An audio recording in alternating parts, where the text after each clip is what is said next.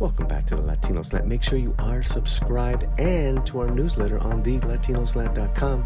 Pues vamos.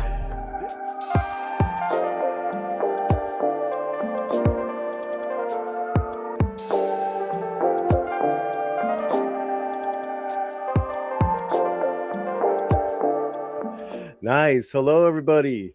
Welcome to the Latino Slant. My name is Paulie, and we have a very special stream tonight. As you know, or may know by now, Heat 2 has been released, and it is a novel by Michael Mann and Meg Gardiner. And this is Heat 2, a novel by Michael Mann and Meg Gardiner. Prologue. At 11:32 a.m. on Thursday, September 7th, 1995, the Far East National Bank at 444 South Flower Street in Los Angeles was held up by three men, Neil McCauley, Michael Cerrito, and Chris Shiherlis. A fourth, Donald Bredan, was driving the getaway vehicle. Far East National was a cash distribution hub with large amounts of currency on hand. Bank employees triggered 2 telecom and 1 cellular alarm, but the signals went nowhere. The night before, Cerrito had cut through the ceiling of the bank's underground garage to access the alarm's CPU on the floor above and change out 3 of its circuit boards. 20 minutes before the robbery, the alarm system turned itself and its video recorders off. At 11:50 a.m., McCauley, Cerrito, and Shiherlis were walking out one at a time, carrying duffel bags containing $12.8 million in cash. 5 minutes earlier, at 11:45 a.m., Vincent Hanna of LAPD's Robbery Homicide Division had received a tip about the armed robbery in progress. Hanna, his detectives, and units of uniformed police raced to the bank as McCauley, Cerrito, and Shiherlis were crossing the sidewalk on their way out. In the next moments, downtown LA erupted into urban warfare. Hanna has been pursuing this crew since he arrived on the scene of a violent armored van robbery.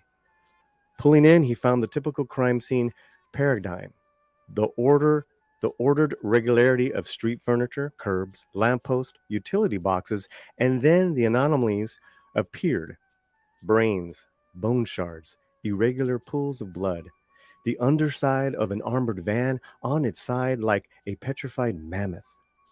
The armed robbers' identities were a mystery, but what Hanna knew at first glance was that they were a heavy-duty crew of highline pros.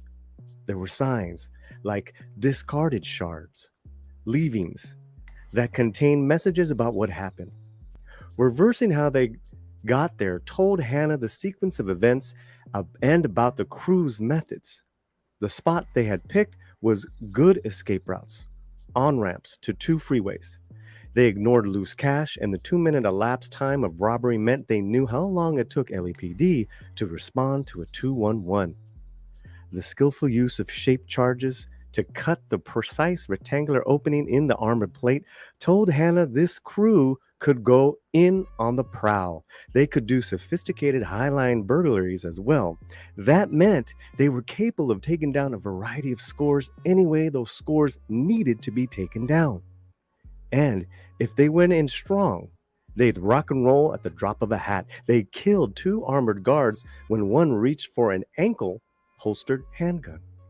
They executed the third off a cold calculation. Since it had become a murder one beef anyway, why leave a living witness? If you happened into this crew's way, then that was going to be your problem. Hanna finished taking it all in before speaking to the detectives, technicians, and uniformed officers from other divisions. Robbery Homicide Division was LAPD's elite major crime unit. Its purview was citywide. Hanna had the authority to appropriate any case in any division. He wanted this one. RHD took over. Working his networks of informants, Hanna identified one crew member, Michael Cerrito. Surveillance on him led Hanna to the others, except the elusive McCauley. Hanna knew, as foregone conclusion, given this crew's proficiency, they were unlikely to leave behind enough physical evidence at a crime scene to tie them to it. So Hanna's strategy became to surveil them, discover what they were taking next, and be there when they walked in the door. Neil McCauley became aware that somebody was on them. When it happened, his reaction was calm and smooth because smooth was fast. Fast wasn't fast. Shiherlis was inside a precious metal depository, cutting a hole in a metal vault door with a hollow core drill at 3 a.m. Cerrito was on a telephone pole monitoring his alarm system bypasses. Trejo, on lookout, was circling the block. Outside on the sidewalk, the night air was cool on Neil's face as he watched the dark, vacant streets. He heard a sound. It was sheet metal hit by a solid object. It was the sound that should not be there. It came from a row of delivery vans parked across the street in a lot for an industrial bakery. That sound was out of place. They were supposed to be empty. They weren't. Coolly, Neil re-entered the building. Shiherlis, guiding the hollow bit, was moments away from accessing the lockbox. After that, it would be open sesame. Neil gave the order. Walk away. They left behind tools, work clothes, 6 weeks of preparation. That was their discipline. Hanna watched it all played out on the FLIR images. From hidden cameras inside a bakery delivery van, his SWAT teams were staked out and well hidden. He let them go. He wasn't settling for breaking and entering. He wanted them for real. Afterwards, Neil gathered Shiherlis, Cerrito, and Trejo outside a DWP electrical substation where the exposed high-voltage conductors created so much RF interference that any transmission from bugs they hadn't found on their cars would be scrambled. They had to decide there and then, split and go their separate ways right now, or figure out who the hell cut them in, dump their surveillance, and stay and take the bank anyway. For Shiherlis, it was automatic. His marriage was on full tilt. He was solid with the lethal sobriety and pinpoint focus when he was in the groove on the job. They had been scoring month in, month out. It was in normal life that Chris was a fuck-up. A reformed gambling junkie. He fell off the wagon on a Saturday morning 2 months earlier at Santa Anita. He lost a load on the third race and started betting wildly on meta coincidences based off numbers and names, including a horse named Dominic, the name of his son. It lost too. He blew half of what he and Charlene had stashed after a year and a half of solid scoring. Charlene had it after that. She wanted a version of adult life for them and their son. She had pulled herself up out of a downslope life. To her, Chris was staying a child growing older. For Chris, dumping the cops who had cut into them and taking the bank's 11 to 12 million was worth the risk. Sitting in night shadows beneath soaring ramps off the 105-110 interchange, in a Cadillac, Neil was handed a package of counter intel, including Vincent Hanna's personal life, by his fixer and middleman, Nate. Nate was an old-school SoCal bank robber. He and McCauley had done time in McNeil Federal Penitentiary in Puget Sound. Now he was a broker of scores and Neil's fence, tall, skeletal, and careful, with stringy long hair. Nate worked out of a blue-lit lounge, which he owned in Encino, called the Blue Room. Right now, he was searching to find compelling words to frame his urgent caution. This Vincent Hanna in the RHD wasn't on the job to serve and protect. He wasn't a careerist working up the admin ladder. He was on a third marriage because he was out there all night on the prowl. He was one of those dedicated types. He was all over Neil's crew, all except Neil. Welcome back to the Latino Slant. Make sure you are subscribed and to our newsletter on thelatinoslant.com. Pues vamos. Neil's mantra was split in 30 seconds flat if you spot the heat around the corner. Nate reminded him of that. And Hanna could make mistakes. Hanna could hit or miss. Neil could not miss once. Neil considered and rejected all of it. He felt no obligation to explain why he'd stay, break his own tenant, evade Hanna, and take the bank anyways. No one needed to know, he told himself initially. Eady was a one-night stand, and he'd make do with the memory. Her life was a million miles away from Neil McCauley's. She was a freelance graphic designer, originally from the Blue Ridge Mountains, working a day job at an architectural bookstore in Santa Monica. With her, a door had opened that Neil didn't think was there anymore. He had been close on a bloody two-lane blacktop outside McCauley years earlier. He wanted to be with this woman, this score, and the life it bought them. Somewhere far away is why he'd stayed. He hadn't planned for this, but a future without her had come to count for zero. At one moment in time, after Vincent Hanna discovered his surveillance of Neil McCauley was blown, he and Neil came face to face. It was because staying covert didn't matter anymore, Hanna realized. He pulled over McCauley on the 105 freeway. He wanted whatever he could learn about McCauley, and he could learn more by talking to him face to face than from his blown surveillance. McCauley, too, knew he might have a split second in the not-too-distant future to intuitively decide to zig or to zag. So he wanted the sensory intake of who Hanna was. They sat down at Kate Mantellini on Wilshire Boulevard. They both knew blunt facts about the other, but they were devoid of color. Each man's intake of the other was highly sensitized and raw. They were both predators. Neil knew about Hanna's burnt-out marriages. Hanna confessed it was the price paid for chasing guys like him around the block. Neil confessed he had a woman, but he didn't talk about her or what he had said to her one night. My life's a needle starting at zero and going the other way. A double blank. That was until she came into it. He convinced Eady to leave with him. While revealing nothing might compromise themselves, they talked with the intimacy sometimes occurring between strangers. They discovered that they took in the real world and that the way life rushed at them in similar ways. Hanna was haunted by dreams, dead bodies on a long table looking at him. They didn't say anything. They looked imposed obligations. McCauley didn't acknowledge obligations. He had dreams he couldn't breathe. He was drowning. Maybe he was running out of time. Hanna offered. They were the same in that they both knew life was short. We are footprints on a beach until the tide comes in. And each navigated the future racing at him with eyes wide open, raw, polar opposites in some ways. They were the same in taking in how the world worked, devoid of illusions and self-deception. At the same time, each would blow the other out of his socks with no hesitation. They knew that too. But that might never happen. They might never even see each other again. And that's how the meeting ended. In the chaos of the Far East bank robbery, Breedan was killed at the wheel of the Lincoln by Hanna's detectives Drucker and Casuals.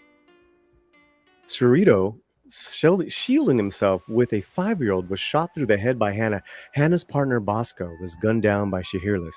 3 uniformed LAPD were dead and 11 wounded, 3 seriously. Shiherlis was hit above his body armor by a 5.56 millimeter round traveling at 3,100 feet per second.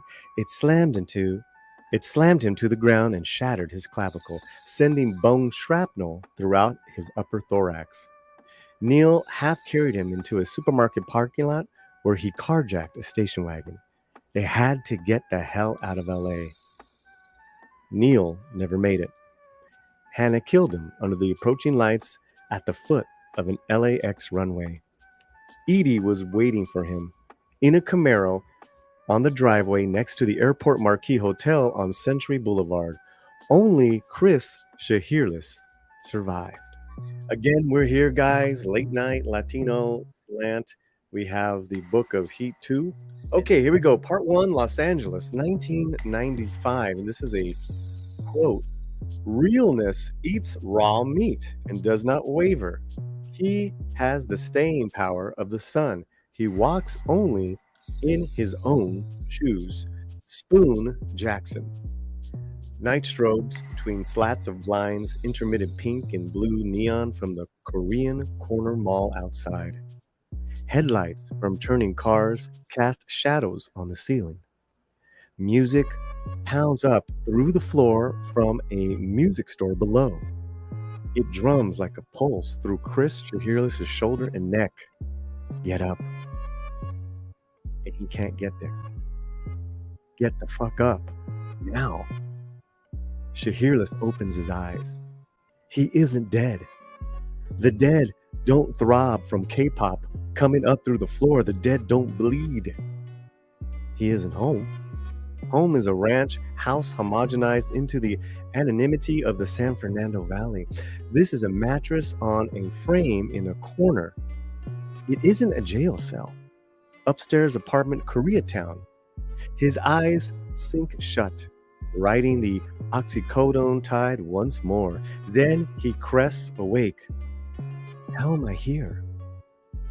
K-pop washes like staccato gunfire, a memory, the swinging weight of the duffel of money slung across his back on its strap. Breedan hit. Dead meat at the wheel. Ambushed. More LAPD incoming. Cops, superior firepower used to overwhelming civilians. Civilians? Overwhelm this motherfucker. Black and white sheet metal turning into sieves. The sound drives your pulse into your head, exploding out the top of your skull. Music thuds, bright and foreign. Use it. Focus eyes, he mutters. Shadows and pink light from the street strip and the grimy walls. Bed, cheap sheets, him in his boxers. His clothes folded on a plastic lawn chair, a darkened TV on a card table. Old cigarette butts stubbed out on a chipped saucer. Beer cans crushed in a wastebasket. Voices outside. The wound-tracked screams. Bone fragments didn't lacerate his subclavian artery. If they did, he'd be dead. Chris kicks for surface. Get the fuck up! He tries to roll over and sit up. He's slammed back by his shoulder and neck muscles, screaming. How did he get here? Horns honked at him, startled him out of his stupor at a red light turned green. He remembers slow driving across lanes northbound over the dark Sepulveda Pass back to Nate's in Encino after he left Venice. He didn't trust himself on the 405. Venice. Her hand glided through the air in a blackjack dealer gesture. Drawing cards is over. She called and left word. Nate argued. He left anyways, drove to Venice. He winced himself out of the car, spotted her waiting on the balcony, her eyes a smile inviting like when they first met, when the rising of that look overtaking her, warning him. The Koreatown door opens. Nate walks in. He's tall in a blue button cream sports coat and bolo tie. Stringy blonde hair, greased back, 70s mustache, drooping down his blotchy face. His eyes, quick and small, look Shiherlis up and down, quietly evaluating. Time is it? Nate closes the blinds. What? How long have I been here? Words. He hears them in his head. They make sense, and are they coming out? Nate leans over him. Hold still. He drags the lawn chair besides the bed, sits down, and cautiously peels back the medical tape on the gauze dressing that covers the gunshot wound. The small 5.56 millimeter round at high velocity had punched into him like a sidewinder missile, fulfilling its design. Large cavitation through body mass, bone turned into shrapnel. Chris remembers being on his back on the asphalt in adrenalized clarity. Askew side views of police cars they'd shot to pieces. Can't move. Neil hauled him up. Nate pulls off the dressing. The sutures are black, the skin red and hot. The overhead light silhouettes. Nate grunts, nods, and presses the tape back against Chris's skin. He leans on his elbows. He searches Chris's eyes. You were here with me. Or you in Disneyland? His voice is low and hoarse. Chris nods. You gotta get out of here, fast. Nate moves shit, merch, him, scores, anything. Charlene, Chris rasps. You got a couple hours and that's it. His son, his wife, Charlene isn't here. Neil? Chris asks. Nate's eyes go cold, expressionless, a controlled response from a veteran of bad outcomes. You stay here, you're dead meat, Nate says simply. That's all you gotta think about. Neil, get your shit together. I'll be right back. Nate hesitates, shakes his head in a millimeter, then heads for the door. Chris sees him, stripped pink and blue from the neon across the street. He tries to send his voice across the room to Nate before he goes over the boombox beat of K-pop through the floor. Don't shake your head, man. Walk away. Welcome back to the Latino Slant. Make sure you are subscribed and to our newsletter on thelatinoslant.com. Pues vamos. Vincent Hanna paces beside the plate glass, scanning the room. Surf outside beats a drum roll against the sand. The ocean is dark cobalt. The tops of low kumili catch threaded gold like braid on a dress uniform. Sunrise, 6 a.m. The house is empty. Neil McCauley lived here, but he's not coming back. Hannah's here because he wants this place to tell him things. He wants McCauley to speak to him again. It hasn't been 6 hours since he fired the 3 rounds that took McCauley down. He took McCauley's hand through the paroxysms that carried him into death. They understood each other, as if they were the only 2 people on the planet. Alone, isolated within who they were, but only they knew how it all really works. Tactile memory is still in his left palm. He crosses Neil's living space, looking. The time he has left is evaporating. He wants something, info, data points. The hardwood floors produce only echoes as he crosses. The crash of breakers, the sound off the windows. The glass railing on the balcony is stained with white seagull shit. McCauley doesn't live here. In this white space, he slept here, ate here, drank the single malt from the 1 bottle on the counter. McCauley never inhabited the place. It had to been a way station. No attachments. Walk away in 30 seconds flat from anything and anybody if you spot the heat around the corner, he told Hannah that. So, who is that girl in the Camaro? Outside, the rising sun opens the sky above the dark ocean. Hannah turns from the windows. Everything's gone. McCauley's cut of an 8-figure bank score. Cerrito, Trejo, Bredan, except the last man, Chris Shiherlis. He's out there. Where? Sergeant Jamal Drucker sweeps into the living room from the back of the house. He moves like a carbon blade, quiet, sharp. His brown face, grave in the dim light. Nothing's here, Vincent. Straps, specs, scintillas. His thoughts streamed into tangents. Someone from Michael Bosco's family will be at the morgue by now. This he dreads. There or the funeral home. That indifferent look on Shiherlis' face as he fired. No hesitation. The 3-round burst killing Bosco. Where's Shiherlis? Hannah's chances of closing in on him are running out in evenly metered units like a tactometer in reverse. With time's unusual indifference, it's ripping away at his possibilities. Drucker looks tired, but his deep voice is channeled, focused. 3 identical white shirts in the closet. Books, mechanical, metallurgy, Camus, Marcus Aurelius. Don't ask me why. Why doesn't that surprise him?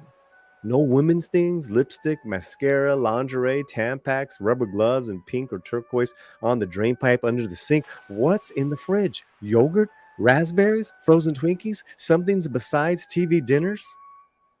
1 bottle of vodka. But McCauley had a woman. She had a stricken look on her face beneath a tumble of brown hair. Standing at the side of the Camaro, she's in the low-res hotel security footage. Shoulders crumpling as McCauley turns away from her and runs. Hanna in pursuit. The tags in the Camaro didn't match. No question it was McCauley's ride. Who is she? Hanna looks at Drucker. She was taken off with him. Who? The girl in the Camaro. But maybe she's gone. From her looks, she's not a player. So where would she go without him? Maybe she knows who was laying out Neil's transpo. Whoever that is who Shiherlis is using. He's not doing curbside check-in at LAX. Shiherlis no-showed because he clocked we were on Charlene. He knows Charlene's not going anywhere. That means he's on the run, alone. Whoever set up McCauley's transpo is the guy he will go to. He turns, scanning. Anything in this bullshit, sterile, white with seagull shit on the window place tells us who the fuck that might be? He studies the living room, now lit blue in the growing dawn. His pulse feels heavy. He tries to soak up information, but this house holds nothing but reflections. Who can tell me this? Nothing. Why am I still here? He's trying to feel Neil's presence, standing where Neil stood, seeing what he saw. A certain melancholy holds him to the hardwood floor, a life gone, irreversible, a man he knew. They knew how the other thought about personal things in that moment as they sat across from each other at Cape Mantilini. At the time, Hanna learned nothing he could to put logical use about the man. Drucker moves into the kitchen. Antiseptic, gleaming appliances, a spotless counter. A pen besides yesterday's LA Times. He unfolds the newspaper to look for scribbled notes, phone numbers, names, initials, flight information. Beneath it is a glossy book. Vincent, Drucker says. Stress fractures in titanium. Hanna approaches. Drucker hands in the book. Great reading list. Cold, clinical shit. A price tag is stuck to the back. Hennessy and Ingalls. You know that place? Santa Monica. Yeah. It's an art and architectural bookstore. Hanna flips through the heavy stock pages. A receipt is stuck inside. Bought the book last month. Paid in cash. The world of surfs seeps through the windows. Hanna holds up the receipt. Drucker's already dialing. Haul the manager's ass in right now. Neil was in that store 3 weeks ago buying this. Who was with him? Who waited on him? Who cashed him out? Drucker heads out the door. Hanna stands there in front of the ocean. The night before, airliners roared overhead. He felt Neil's hand, rushing pulse in his left hand. He felt Neil McCauley's rushing pulse in his left hand. Now Hanna hears only the surf. His right hand touches the glass. Neil, maybe Chris too, stood here, right here, like this. Where am I? Looking through this glass. He tries to channel Neil's thinking, alone in the vastness, except for this body, this organism, perceiving until it isn't. That's what Neil would think. Hanna held Neil's hand as paroxysms racked his body. Shock from hemorrhagic arteries. If he had to, he'd do exactly the same again. And that changes nothing about this moment. Both are true. He turns from the sea. He wraps his knuckles against the glass as he walks away. The sound drums in the twilight like a prayer wheel. 1, 3. Nate leans against the hood of the payphone, receiver to his ear, watching early morning traffic, watching pedestrians. Debe ir hoy, absolutamente, he says in Angelino white boy Spanish. Today, Shiherlis has to go. Waiting longer isn't an option. He's outside a funky Koreatown drugstore holding a bulging plastic bag full of medical supplies, Gatorade, a disposable razor, and more. Half up front, la mitad antes, mitad después. The rest when he gets there. He listens, he watches. People eye him as they pass on the sidewalk. A tall, busted out rockabilly white guy with a bolo tie from the 50s. A charro. The car is at my place. In the garage, blue room. Yeah, azul. He nods. ¿A qué hora? He checks his watch. He'll be ready. Welcome back to the Latino Slant. Make sure you are subscribed and to our newsletter on thelatinoslant.com. Pues vamos. He hangs up, checks the street, steps back so the cholo approaching him from his left can't cross behind him. Prison habits from the yard die hard. He zigzags across the street and slips through the narrow doorway up the stairs to the studio above the music store and dry cleaner, where he stashed Shiherlis. Inside, Chris hears the footsteps. He sits up on the edge of the bed, woozy and lightheaded. He has to get up. The meat machine. That ain't me. I'm me. Inside of it. Get up, body. Do it. Nate enters. Chris pushes himself to rise. Something torques within his gut. Vagus nerves, nausea. The room spins. Stand up, motherfucker. Daylight is a sheet of heated steel outside the window. The oxy is ebbing. Pain is sharpening its teeth. He needs his clarity, even though that means the stabbing with every breath returns. Nate drops a rustling plastic bag on the bed. You leave today, brother. You got to be able to move soon. Chris is parched, headache throbbing, dehydration, and blood loss. He opens a 28-ounce bottle of Gatorade and drinks half of it. Nate dumps out packs of fresh gauze, antibiotic ointment, and a bottle of prescription pills. Broad-spectrum antibiotic. Don't be allergic. Nate gets a bottle of hydrogen peroxide and cotton balls. Take off your shirt. I'm changing your dressing. Chris pulls the shirt off and sits heavily on the edge of the bed. The sound of traffic outside and the light of the room seem to swell and fade, a pulsing, flickering sensation. Chris's tongue feels slow. Charlene, he says. Nate pulls a rustling lawn chair beside the bed, sits and strips the tape and old dressing from his shoulders. The air on Chris's skin feels weirdly alive. He leans forward. Charlene, I heard you the first time. Gotta get her. Really? How do you know where she was? She called and told me. Nate eyes him coldly. What's that tell you? No answer. It's not happening. That cop you shot, Nate says, dead. One of Vincent Hanna's teams, plus 3 others. Every eyeball in a uniform is looking for you. Chris' voice strengthens. I gotta get them out. Nate straightens, stops patching the wound. Then I'm cutting loose of you right now, man. You try for that?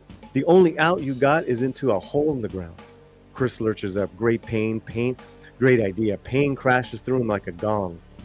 Nate waits for him to calm down. The only way for you to get them out is you get out first, then set it up. Chris breathes. How did they get to Charlene? How do I know? Nate gives him a flat look. Shut up in his glare. I warned Neil. He didn't listen. Now you fucking listen to me when I talk to you. How? How did it go so wrong? Chris's mind won't focus. All he sees is Charlene's blackjack dealer wave. Cops everywhere. She risked herself to send up a flare. How did they find out where she was holed up? What's with the shoulder, Nate says. I'm gonna take up tennis. Chris crushes his teeth against the pain. Tries to think. Then it lands. What he didn't want to know but knows. Nate sees that. That's right, he says. Neil's gone. The crew's gone. And Charlene gave him up. There's no way around it. Whose place was that in Venice? And the cops were waiting? Even with Hanna in the robbery homicide division, they took down the score anyways. It was all good, cool, until it went wrong. Did they bust her? Did she set him up but changed her mind? His stomach abruptly cramps. He hunches. What happened, he says, mostly to himself. He's speaking more clearly now. Nate is deliberately ignoring him, cleaning the stitches on his chest with the peroxide, getting out a pair of medical scissors, cutting lengths of tape and prepping the new dressing. Nate doesn't react. I don't know all of it. Chris tries the slow breathing. Nate applies antibiotic gel, places sterile gauze pads over the vet's handiwork, and tapes him up. Chris doesn't want to look at Nate. He wants to punch him. He wants to kick a hole through the wall, rip right after he rips his own shoulder off. You ain't moving so fast, so you gotta start now. Somebody's coming for you, okay? You lag because you got goofy ideas, they will split. And get paid anyway, so they don't have to give you shit. And by, I'll try to set a call. Nate turns. Chris clamps a hand on his arm. What happened? That coldness in Nate's eyes, it's how he deals with loss. I warned him. He was clear. He was on his way to LAX. He detoured to kill that fucking Waingro and walked himself into a trap. The cop, Hanna, shot him somewhere at the airport. Did he get Waingro? He did. Yeah. Welcome back to the Latino Slant. Make sure you are subscribed and to our newsletter on thelatinoslant.com. Pues vamos. 4. Hennessy and Ingalls is empty. The manager's shaking. It's 8 a.m. Wilshire. Down from the 3rd Street Promenade, the area is just waking up. The pedestrian walkway hosed down and shining. The store's pale hardwood floor and bookshelves gleam. The manager cues up surveillance video from the sales date. Hanna has McCauley's book and the sales receipt. The manager rolls through the footage, fast-forwarding. Hanna stands behind her, closed arms crossed, chewing gum, rocking side to side, eyes on the screen. She fumbles a switch. She's not used to dealing with the police. Drucker paces behind him. When the clock on the screen approaches the timestamp on the receipt, Hanna stills. There's McCauley.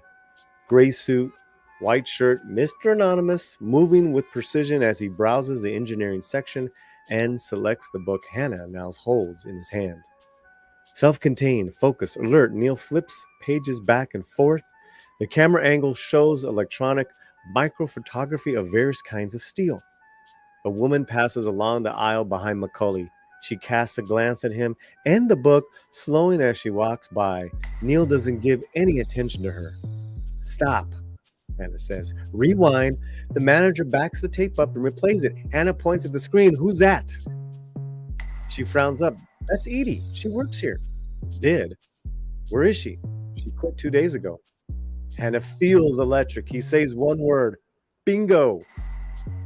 High cheekbones and wide eyes. Her waves of brown hair could have sprung from a pre-Raphaelite painting. Her stride is athletic, her clothing soft. Something about her manner reminds him of a doe approaching a busy road. The woman standing beside the Camaro.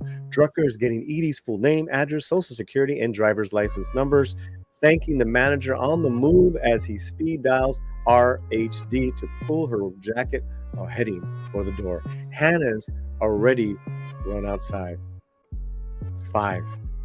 The house is nestled on a hillside above Sunset Plaza. A tiny place with an enormous view across the sprawling grid of the basin. Blue skies, bright sun. The blank canvas. A beat-to-shit Honda Civic is parked in the driveway. No other vehicles, nothing moving on the street, all the shades down. Hanna leads 3 detectives and 4 uniformed cops up the drive. He and Drucker aim for the front door with 2 uniforms. Casuals and the others slip around the back. Hanna's fingers tingle. Uncertainty fills him. Possibility, urgency. He knocks on the door, but they stand to the side. Hanna with his combat commander .45 and Drucker with a 12 gauge. No answer. He knocks again. Force it. The uniform behind him holds a compact battering ram. Then the lock turns and the door opens. In the shadowed entryway stands the woman Hanna ran past outside the airport marquee hotel. Hanna grabs her wrists and yanks her outside and stands her up against the wall. A uniformed policewoman does a quick weapon search. From inside they hear from casuals, "Clear!"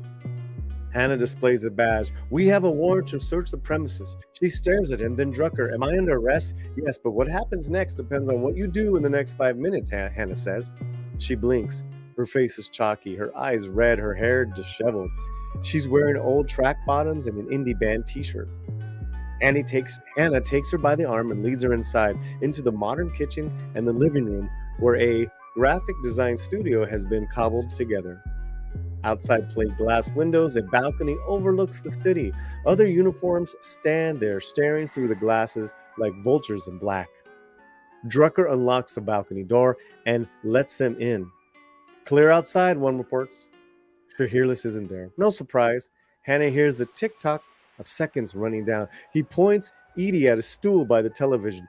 Drucker responds to his radio, pushes the earpiece deeper into his ear canal, listens, signs off, gestures Hanna aside. Hanna turns so Eady can't hear. Drucker whispers to him. Totally clean, no priors. She doesn't even get traffic tickets. Hanna turns back to her. Eady stands with her hands clenched by her side, as if half of her is somewhere else, and she doesn't know where to put her body until Hanna waves her to the stool. He gestures away. The policewoman with her open handcuffs. Do you know what I want? She shakes her head. Everything you know about Neil McCauley and his crew. Don't lie, don't hold back. If you want to stay out of a cell facing accessory charges, talk to me.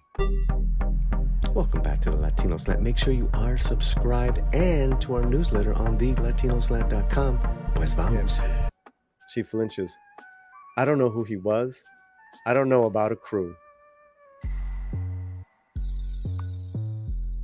Hanna slaps the TV. This works, right? KMBC comes in crystal clear. You saw the footage from the bank robbery downtown.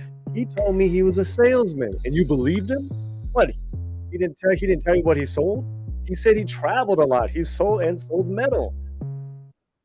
That matches what McCauley told him. But Hanna doesn't give it away. He presses closer into her space. Come on. You saw his photo on the news, and you hopped into his car anyways, and you took a ride to the Airport Marquis Hotel where mayhem and murder rained down all around you, replete with fire trucks, cops, crazy people running around, helicopters, and the whole Mardi Gras. And you thought he was selling metal kitchen cabinets or something?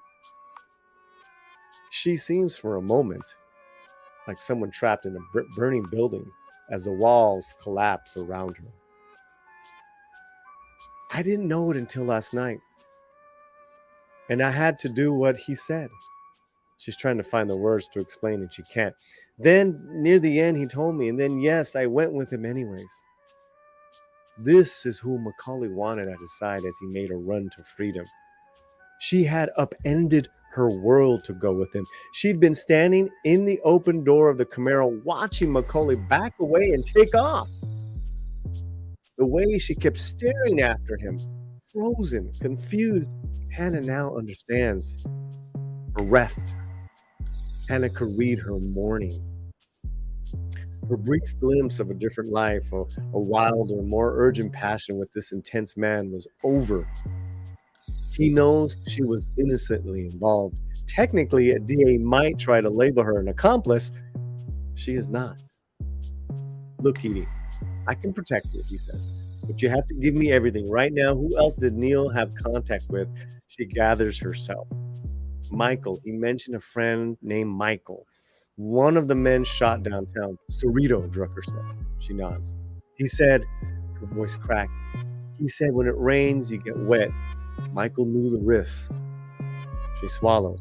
To Hanna, it's clear she's thinking. So did I. Around her, the detectives loom large, filling the room with an unsettling energy. Punitive, she thinks.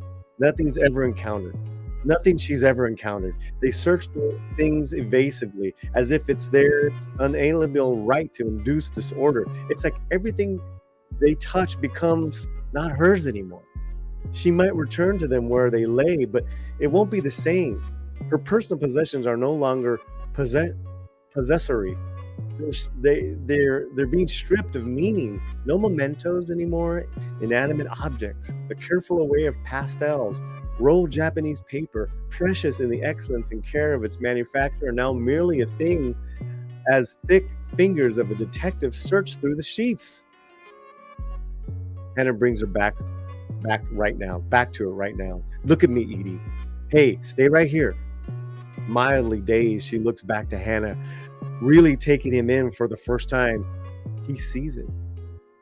Every news report leading with the story that McCauley was killed in a gunfight at the LAX by a cop. She's fighting it. Not taking that last step, though. Hanna is standing in front of her. Then she shudders. She's taking an electric shock. Who else did McCauley talk about, Hanna says. Shiherlis? Chris? No. Her gaze sharpens. I saw you outside the hotel. Trejo? Redan? Their wives, girls, kids? No. He was all alone. She shakes her head. You shot him, didn't you? And then you went with him, knowing who he was. He holds poised, right in front of her face. She sways and her eyes turn dark and shiny. Almost inaudibly, she repeats, it rains, you get wet. Hanna doesn't move, but lowers her voice. Who else did he have contact with? She scraps her fingers through her hair. She scrapes her fingers through her hair. She shrugs. He made a stop on the way to the airport. He met a man at the back of the door of a bar. The arc of Hanna's attention focuses on to a pinpoint. What bar? What man? North Hollywood off Burbank Boulevard. I don't know the address. Brick and corrugated sheet metal, ivy on the walls, blues, something. Casuals gets on the radio. Describe this man, Hanna says. 50s, stringy blonde hair, mustache, wearing polyester, all 70s. Hanna's pulse, guns. He nods at his men. Casuals already identified the bar and assigned 2 units to stake it out from 2 blocks away. Hanna writes something on the back of his card and hands it to Eady. The policewoman over here is going to handcuff you and take you downtown. We have to book you. Do you have an attorney? She doesn't. Her ability to process what's happening is floating off into a black pool. Hanna sees it.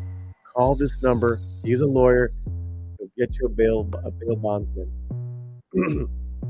Anybody else tries to interview you, you're entitled to have your attorney present. Understand? She nods, looks into his eyes directly. She sees why Neil wanted to take her along to freedom. He sees why Neil wanted to take her along to freedom. If you remember anything else that helps me, you call. Don't think, don't blink, you call. Before he starts out, he adds, and yes, I had to shoot him. Their eyes connect again and hold for that moment. Then her look changes. Now it says, anything else? There's nothing else. Everything is over. And like I said, if you'd like to, it would help the channel and all our little expenses. Hit the PayPal link and whatever you see fit. We really appreciate it, guys. And if you're watching this on the repeat, you can do the same thing or hit that super thanks button anytime. That would be great as well. This is a Latino Slant. My name is Paulie.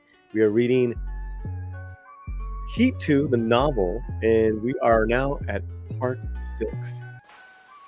The sun is beating down when Hanna and SWAT crash into the Blue Room. The bar is a dark neighborhood throwback bar on a faded commercial street. The search warrant came through at 1 p.m. Hanna, his team, and uniforms and SWAT approached from the streets behind. They blocked both ends of the alley with black and whites. They eliminated a surveillance camera. If Shiherlis is here, he'll be armed to his fingertips. Who else may be inside? Hanna in a ballistic vest with a Benelli semi-auto 12-gauge at port arms is in the precise scrum, stacked up within the SWAT unit in the tactical ballet, bodies to bodies, precisely lined feet. He nods to the SWAT team leader, who holds up an automatic rifle across his chest, barrel high. The man raises a hand and counts down on his fingers. Silent entry. He reaches 0. Aims his hand at the door. Like a hatchet it goes. The door is unlocked. They're in, and in an instant, they cover and command the space. A long bar runs along the wall on the left. Mirrors behind it, bottles glowing in the dim light. A few early drinkers stand at the rail or sit at wobbly tables. Gangster's Paradise thumps from the jukebox. The bartender turns. Hanna shouts with the others, "Freeze! Show me your hands!" A SWAT officer bellows at customers. Up against the wall, hands behind your head. A second team moves tactically up the staircase. The bartender steps back and raises his hands overhead. A customer dodges for the front door. When he slams it open, Drucker clotheslines him. He and Casuals with a Remington 870 enters. Hanna errs toward the tall guy, standing at the bar, hands in plain view, one holding a coffee cup. He's who Eady had described. Older SoCal hard case. Stringy gray blonde hair. Still eyes watching Hanna in the mirror. Hands on the bar, Hanna says. The guy complies. He smiles like brute in dry clean polyester. He eyes Hanna in the mirror with a sub-zero gaze. He's frisked. A SWAT team member tosses his keys and wallet on the bar. Hanna flips open the wallet. The same ice blue eyes stare from the driver's license. Hanna reads the name, Nathan. We're going to talk about a mutual friend. He turns. His face is neutral. I know you? How the fuck do I know if you know me? I know you, and I know one guy you know, Neil McCauley. Nate's expression is a total blank. Who? Your pal. Doesn't ring a bell. What kind of bell? Like a ding-dong? Avon calling? That bell? Security camera out back? Does it put you and McCauley together at the rear entrance? What are the odds? Upstairs, one of the SWAT officers calls. Clear. The SWAT team leader comes down the hall. All clear. Chris Shiherlis isn't here. So happens the odds are zero, Nate says. And it feels the black scorch of anger. Outside he smiles, a reaper's scythe. Good. Because rewinding and erasing events what we call consciousness of guilt. He looks all around, all seeing. Since others here have laid eyes on you and you're meeting him. Drucker says, why lie? Do you want to lie? Lie about something maybe we can't prove? Lie about Neil. That lie is a loser. Why lie about that? Nate looks around, surveying his LAPD occupied bar with disdain. So far, up to now, you're eluding me. Eluding? Hanna shrugs. Shiherlis Christopher. I'd figure you're the middleman / fixture. Right now, at a minimum, you're looking at an accessory after the fact on the armored van robbery with the 3 associated homicides and a bank robbery, including the murder of an LAPD sergeant during its commission. One of my partners and 3 uniformed officers. The killing of Roger Van Zant, and in addition to that aforementioned, carnage. The killing of an asshole named Wayne Grove. He leans close. By Neil, your pal, who told me in person that he was never going back, and he's not. Nate's cold blue eyes, set within the pink blotching of burst capillaries, drift across Hanna, barely registering him. Robbery Homicide Division, RHD. Try your showboat act somewhere else. Hanna's cool, like still water. Shiherlis is on the run or may not elude me. You will not. For you, I've gotten a lot of time. Nate glances away skeptically, then looks back at Hanna squarely. If you got cause, arrest me. If not, your presence is discouraging my midday business. Yeah. Hanna suddenly focuses somewhere, glances behind him. Officers are searching the back office. That could take hours. Hanna nods Drucker's side. Waste of time, Hanna says sotto voce. This guy's like talking to last week's roadkill. What's the play, Drucker says. Him? Haul him in. Old school, ex-con. Assign someone young to wear him down. They won't get to first base. Chris Shiherlis considers it. Casuals hit Shiherlis above the vest, clavicle. He's too fucked up to risk commercial air travel. Maybe not enough time for Mr. Fix-It over there to lay on a private plane, file flight plans, look legit, all that. Shiherlis is running, but he's on the ground. Bolo's out to every agency in California, Drucker says. Driver's license photo and mugshot. Hanna thinks about it. He won't look the same. He eyes the alley through the rear door, tapping his hand against his legs. He'll get rid of the surfer dude ponytail. Cut his short hair, maybe dye it dark. Get our artist to put together a sketch. New Bolo. If he's got no time, Drucker says, he's heading for Mexico. And he ain't backpacking through the desert, Hanna says. Hit the border crossings, send the new sketch and Bolo to customs. Border Patrol, Mexican Immigration, and Baja, Sonora, Chihuahua, Coahuila, Nuevo León, Tamaulipas, Judiciales. I want every goddamn border crossing from San Diego to Brownsville, wallpapered with his picture. A SWAT officer comes in the back door from the alley, Lieutenant, and it turns. The man jerks a thumbnail, a thumb. The man jerks a thumb over his shoulder. There's a detached garage out here. You want to see this? And it follows him to the alley. Rounds the corner. The door of the garage has been rolled up. Hannah stops staring in. A fresh oil stain, not yet soaked into the concrete. Someone left recently.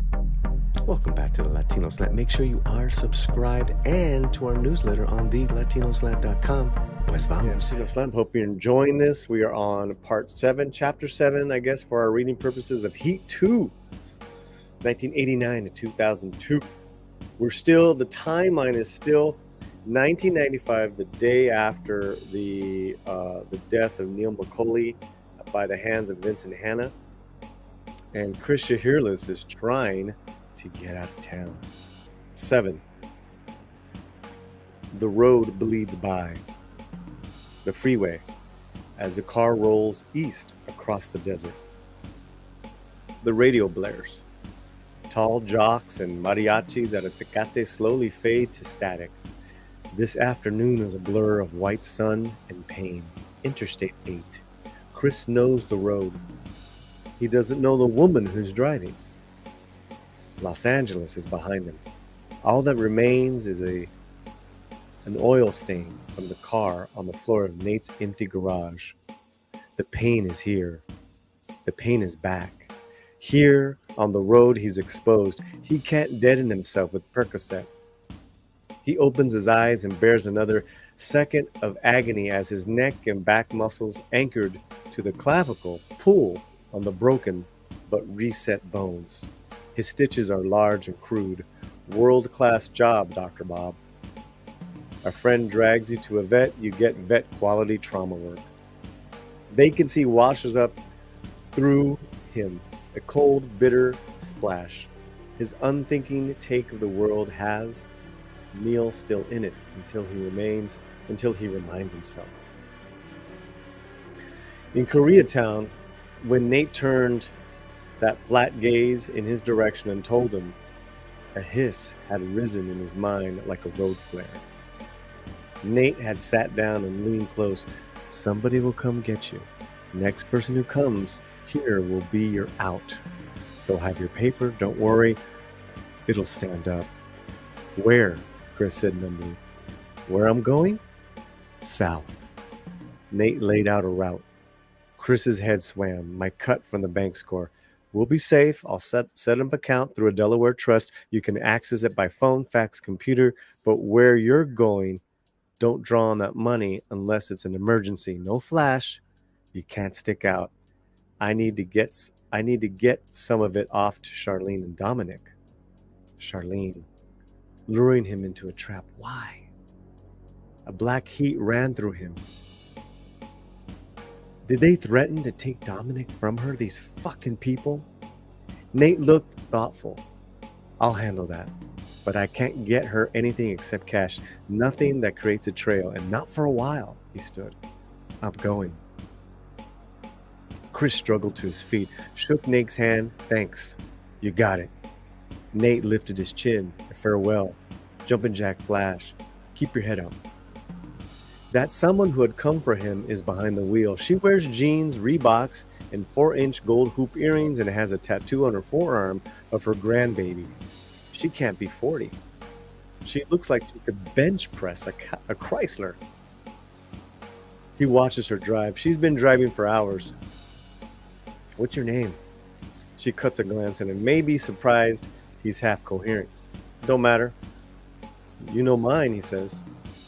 Jeffrey Bergman, Calgary, Alberta, Canada. Her voice is East LA. At the safe house, she took his Beretta and demanded he hand over his wallet, both of which he did grudgingly. She redressed the wound and gave him a preppy t-shirt and sports coat, her dark sunglasses to cover the drug glaze in his blue eyes. She dumped him in the passenger seat of the Chevy and hit the road while he drifted from syrup-sweet stupor into screaming pain. What you need to know is my family worked with Nate from way back, and I do the job I'm paid for, she says. You don't trust me? I'll let you out here. You can fucking hitchhike. He tries to raise both hands, a mollifying gesture. His left arm shrieks, and his vision goes electric white. He gasps, leans against the wall. Keep driving, he says. She nods at the glove compartment. Envelope's in there. Has your Canadian passport, new wallet with the driver's license, credit cards, family photos, American and Canadian dollars with some pesos. He gets the envelope and slides the passport and wallet into his pockets. Exhaling, he turns to her. How do you do? I'm Jeffrey fucking Bergman. Her lips purse. Maybe a smile. Frida fucking Kahlo. Now, deep into the bright afternoon, she pulls off at a gas station. Nate told me to call and check in. No sweat. Just hold tight. She gets out and walks towards a payphone. Chris heads for the John. Feeling his head zoom and trying to walk straight, he washes his face in lukewarm water. In the grimy mirror, he looks like a vampire, pale, lips nearly blue, his eyes too hot. Get your shit together. When he comes out, Frida is hanging up the phone. Her face is smooth, but her eyes are jumping. What? LAPD raided Nate's bar. He didn't give them nothing, but they don't need nothing from him. They're not stupid. What else? Is there something? They're adding a new police drawing to the bolo, she said. She shoots him a glance. Sketch of you, close to the way you look now. They'll send it to both sides of the border. We gotta roll. She accelerates through skillet, flat farmland, past trailer parks, cheap mini marts, scrub and sand. The border skates along a few miles to the right. The freeway has been repaved and more houses, suburban cookie cutter homes line the road. Then there were an 88. Mexicali, he says. Easy crossing, Frida says. You been? Forget it. You think there's a problem? She eyes him. Reason you don't want to stay there? Don't worry, we aren't. Then why cross there? Airstrip hour south. Stay cool. He shuts his eyes and turns his head, but the memory seeps into him. A derelict Chinese style motel, the score, that rush, man. Then he seems to smell mesquite and gunpowder and blood. How things could spin, could be lost, could be won in a finger snap. If Chris ever lost Charlene, he'd annihilate whoever took her from him. He'd vaporize them like an H-bomb. Sunlight flashes off the hood. It shoots through his skull like lightning. Neil's home free. Neil had said. Neil also took him. Hannah's a motherfucker. And right now Hannah's prowling the city, mobilizing every asset he can. One thought, you killed his partner. Now Chris is alone, far from home. Only one way to change that. Keep going. Last chance. Don't throw it away. A mile out of El Centro, Frida Kahlo leaves the interstate and pulls over. The afternoon is lengthening, shadows falling across the fields. She puts the car in park. Take off your sunglasses. Let me see your eyes. She pulls them off and gives him a stare. Straight enough? Yeah. You drive us across. Why? She gets out. Saying I'm your auntie if they look, or the nanny if that makes you feel better. He doesn't actually mind the edge in her voice. He gets behind the wheel, dabbing sweat from his face with his sleeve. He carefully pulls back onto the road. His pulse is jacking. It pounds through the shoulder wound like a hammer. 5 miles south of I-8 in Calexico, they approach the border checkpoint. 4 cars are in line ahead of them. Easy crossing, sure. Nobody at the American checkpoint cares if you leave the United States, not unless you're a drug trafficker or a felon, or wanted in LA for taking down the cop. Chris slows and gets in line. The day is cooling. Sunset will be coming on soon. As agents stand at the head of the line chewing gum lackadaisical. But there's a booth lit, a guard inside, flyers and posters on the wall. A gum chewer watches cars pull forward. Cop stands. Fingers jam under his utility belt, reflective shades, asking everyone to roll down their windows. Waving one car through, talking to the next, asking for ID. Chris pats his jacket pocket. The license is good, Frida says. He holds his hand over the wallet. Jeffrey, she says. Chris? She watches the cop. He watches the cop. These people. Their job? Threatening his wife, threatening his son, willing to ruin his beautiful Chinese boy's life to grab him? Frida puts her hand over his. He turns sharply. She reaches into a pocket and takes out the wallet. He tries to stop her, but she finds it. Among the fake family photos is a snapshot he grabbed at the Koreatown safe house. Dominic in Charlene's arms. Chris at their side, laughing, every bit of it golden. Frida sticks the snapshot into her jeans pocket and hands the wallet back. She says nothing. Chris wants to kick the door open and boot her out. He grips the wheel instead. 2 cars ahead are waved through. The border cop, shiny shades, Mr. I am God, beckons him forward. One of those I own you waves. Chris pulls up. In the booth, the board guard with the gray buzz cut looks at a computer, then at the flyer posted on the wall and out of the window at him, then back to the flyers. Shiny Shades scans Chris's face and as he pulls up. Chris puts the window down. Tries to look bored. Feels wired. Frida starts crying. Where are you headed? Shade says. Mexicali, Chris says. Frida puts on a wad of Kleenex from her purse and cries into it. Actual tears. Shades leads down, looks at her and at Chris. Is everything all right? Her grandmother had a stroke. Everybody's worried. We're trying to get there before. Frida looks at him, eyes wet. Sorry, officer, it's been a day. The older guard, buzz cut, comes out of the booth and walks toward them. Chris tenses. Fuck. She took the Beretta back at the safe house. Why did he let her do that? She's getting them both. Buzz cut waves at Shades. Offerman. Shades gives Chris a long look at his fatigue, his weakness, his vulnerability. Chris is unarmed. He can barely move. If he smashes open the driver's door, he can hit the gas, flatten Shades, and be across the border before the guy gets back on his feet. Buzzcut marches up and with urgency says, come on. Shades looks at Chris and at Frida. Hope your grandma's all right. Pull forward. Then he follows Buzzcut to the car behind them in line. Chris inches away, hands knotted, the sledgehammer pain in his shoulder nearly making him scream. He looks at the rearview mirror. The guards approach the car behind him from either side. Hands on their holstered weapon, Buzzcut tells the driver to lower his window. What's going on, Chris says. Keep driving. He pulls ahead, barely able to see through his pounding vision. Don't pass. It's my brother, Frida says. Who? In the car behind us. I called him from the payphone when he stopped. He looked like you. She turns. Enough. He wants to laugh. He checks the mirror again. The driver is out of the car, handing over his license. Tall, fit. He has short black hair and wears shades. The guards are now telling him to remove. Elisa. What? I mean Frida. 9, 10. She puts away the tissues. They skate through the Mexican checkpoint. They're in Mexicali. Palm trees, cambios, tourist hotels, the welcoming Chinese pagodas painted red, green, and gold outside the big sign that reads, Bienvenidos a Mexicali. Fuck no. It just has to come back around to this place, doesn't it? I'm not going backwards. Into that fire, into nothing. I'm not staying here, he says. There's nothing for me here. You're not. Calm down, Frida says. He keeps driving until she tells him, pull over.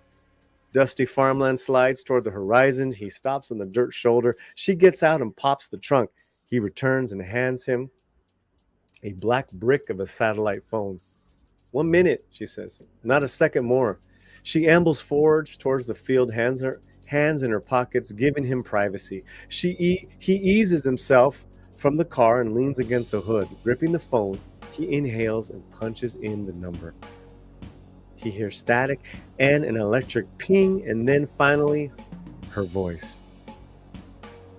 Hello. Distant. Tiny. Insubstantial. But there. She isn't under arrest. She hasn't run. Home. Baby, Chris says. Static. Nothing until a sound that might be Charlene exhaling hard. You okay? She says. Nowhere near close. Maybe never again. But she knows that. And he has 45 seconds left. Only one thing counts right now. How's Dominic? He says. In my lap and asleep, safe and sound. His heart eases.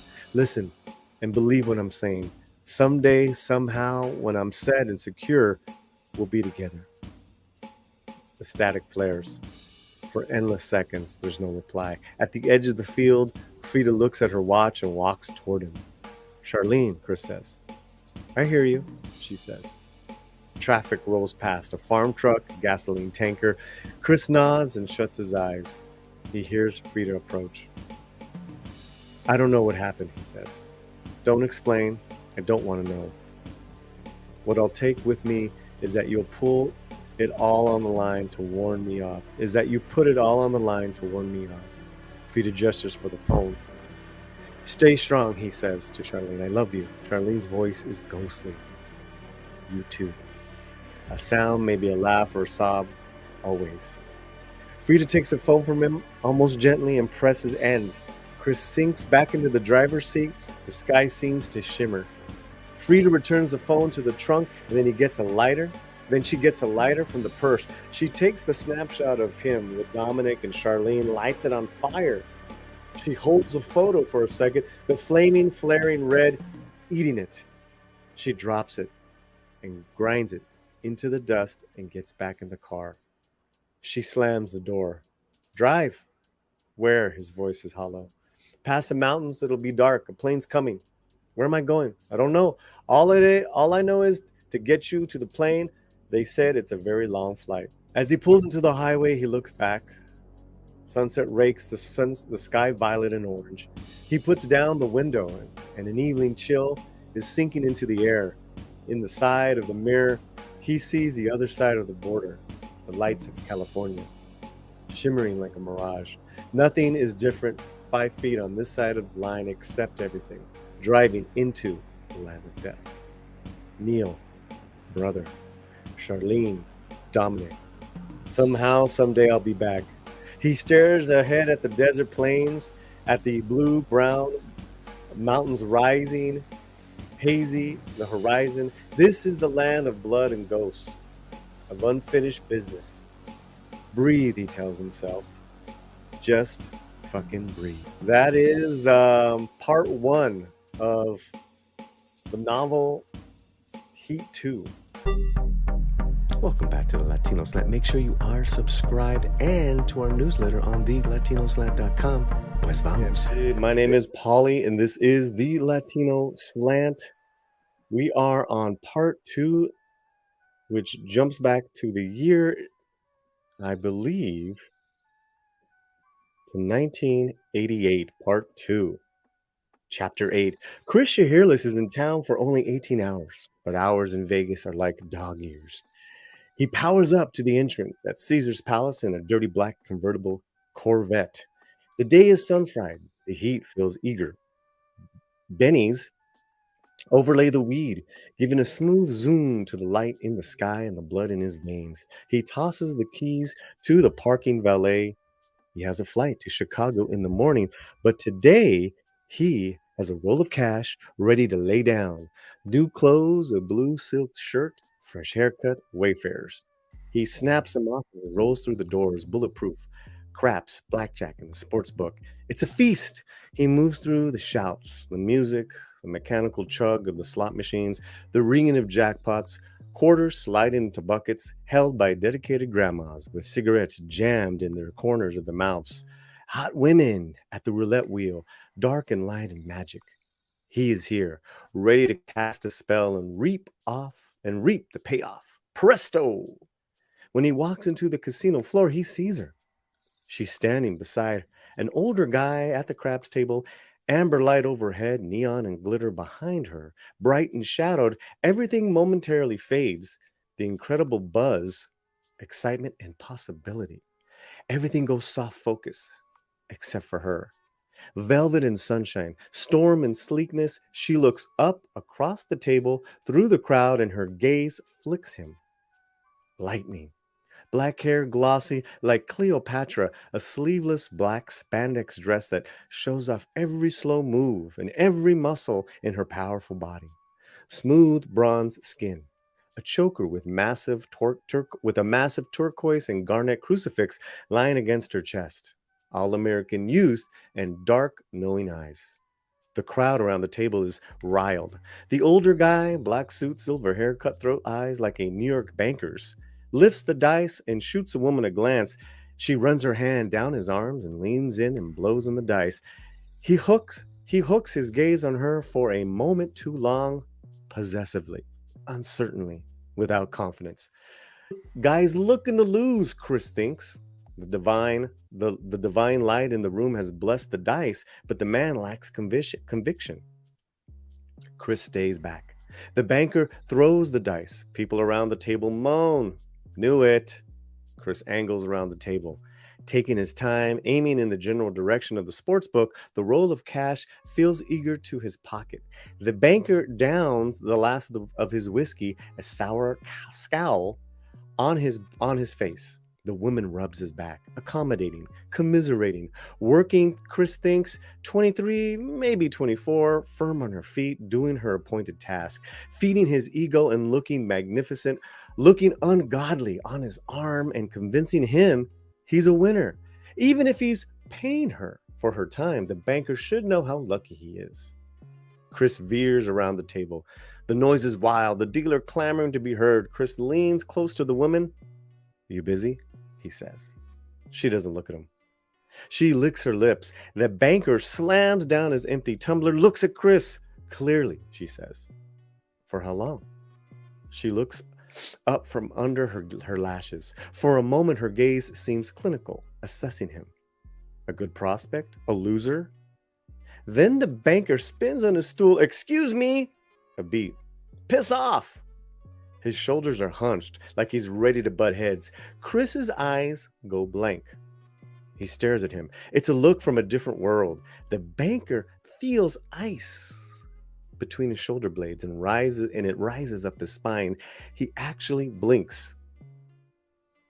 You lost because you knew you were going to lose, Chris says. The guy stands up and grabs the woman's arms. Let's go. He nudges her. She holds on, still a moment. Cinnamon, come on. She leaves, but her gaze walks back to Chris. That's when he smiles. I'll see you later. She finds him 3 hours later. He's picked up $6,000 on the Lakers game. She glides in, sits down from across from him, and crosses her long legs. She rests her arms on the arms of the chair, languid, like a big cat, nails with a vivid scarlet. Her eyes are calm, something rock solid behind them, anchored. A bank of TV screens flashes behind her. Biston Pools, Juvenis, Milan, Belmont Park. Her eyes pull him away from all of it. You hungry? Chris says. I'm starving. The steakhouse here, prize winning. I know a better place. He stands. My car's outside. The entire room tracks her as she leads him out. She's so magnetic. He expects coins and keys to levitate out of people's pockets and fly across the casino. I'm Chris. Charlene? Not Cinnamon? She rolls her eyes. He scorches the tires on the drive out. They eat at a neighborhood place on the east side of town, dim sum. When they leave the restaurant, she holds out her hand and says, keys. They head for the strip, sharing a blunt.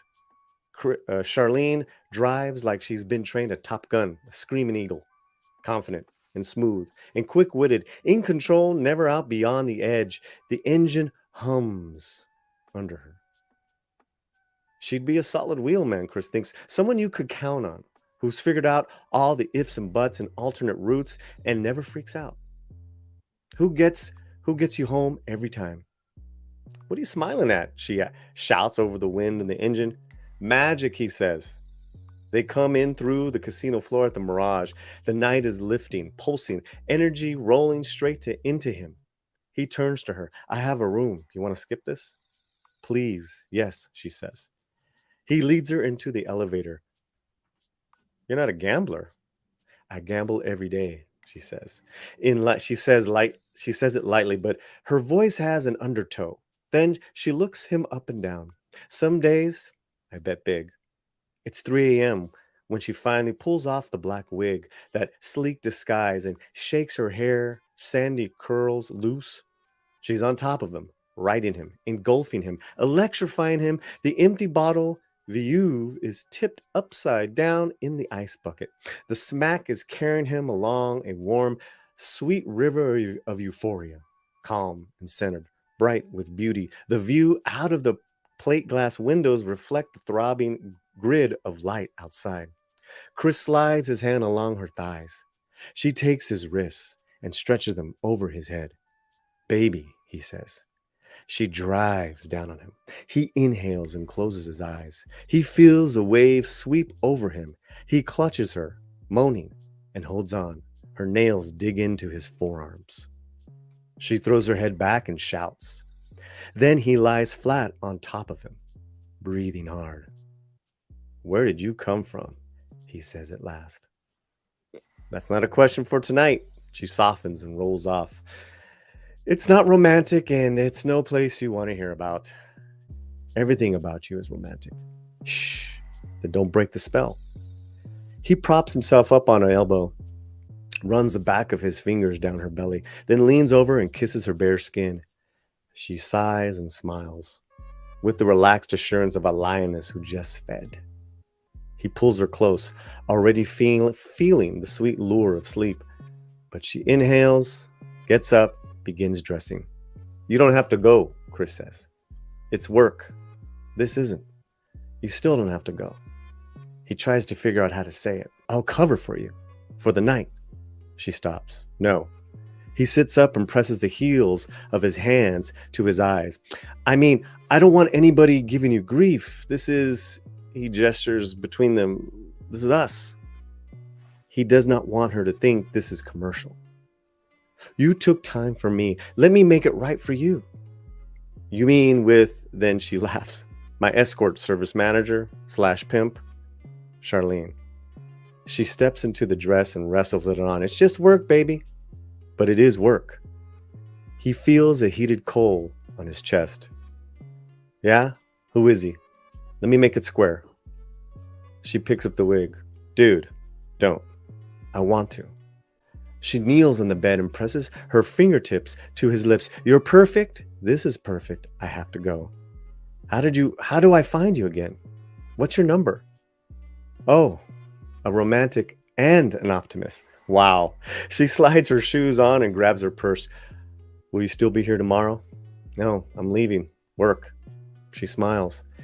It looks melancholy, shrugs like she's expected nothing less. Then she's out the door. He goes out to the balcony overlooking the hotel entrance. The night air runs cool across his skin. The sounds of traffic and street laughter bubble up to him. A minute later, he sees her walk out, back straight, armored against the night. She raises her hand and hails a taxi. Manager. From the way she said it and the way her eyes died, she made a bad bargain. Pimp. A taxi pulls out, the lights of the strip sliding over it, disappearing. Magical mystery tour. He stands, letting the night sparkle through him. He'd seen it before. Before she got into the cab, she looked back, looked up towards the room. He'll come back. And he'll find her. If you feel so inclined, you can also at any time super chat, super thanks, and send a PayPal. Chapter 9. The diner juts like the prow of a ship toward the six-cornered intersection. The near northwest side Chicago neighborhood is rolling at 8:25 on a Monday morning. Traffic is building up at the lights on Diversey. Suits, men and women, pass on the sidewalk, heading for the L. Shoulders squared, briefcases swinging, the sky is blue and the trees vibrant along the sidewalk. Brick buildings fill the six-way intersection. Neil McCauley sits solo at the lunch counter. The counter matches the shape of the diner. And I don't know that word. Isosceles, excuse me guys, triangles. Windows on two sides. It's easy to read, hard sometimes to pronounce. An expansive view. Half the stools are occupied, plates and silverware clattering. A radio plays on a shelf behind the grill, simply irresistible. The song everywhere. The video, a guy in a slick black suit, women with slick red lips and slinky stilettos. Show that at Folsom, and howling men would bring down the walls. Neil drinks his coffee. Nobody at the diner talks. Everybody's heads are in the Sun-Times or the Trib or at their food. The light that slants through the eastern window is flat, distancing. The grill man comes out from the back with a coffee pot in his hand, waiting on customers this morning. Top you up, he says. Sure. The guy pours. He's white, looks 47, 48, pack of smokes in the pocket of his apron. 42. Neil clocks the muscular forearms and double-sized wrists. He suspects the guy has worked hard as a pipe fitter. Jobs that aren't around anymore.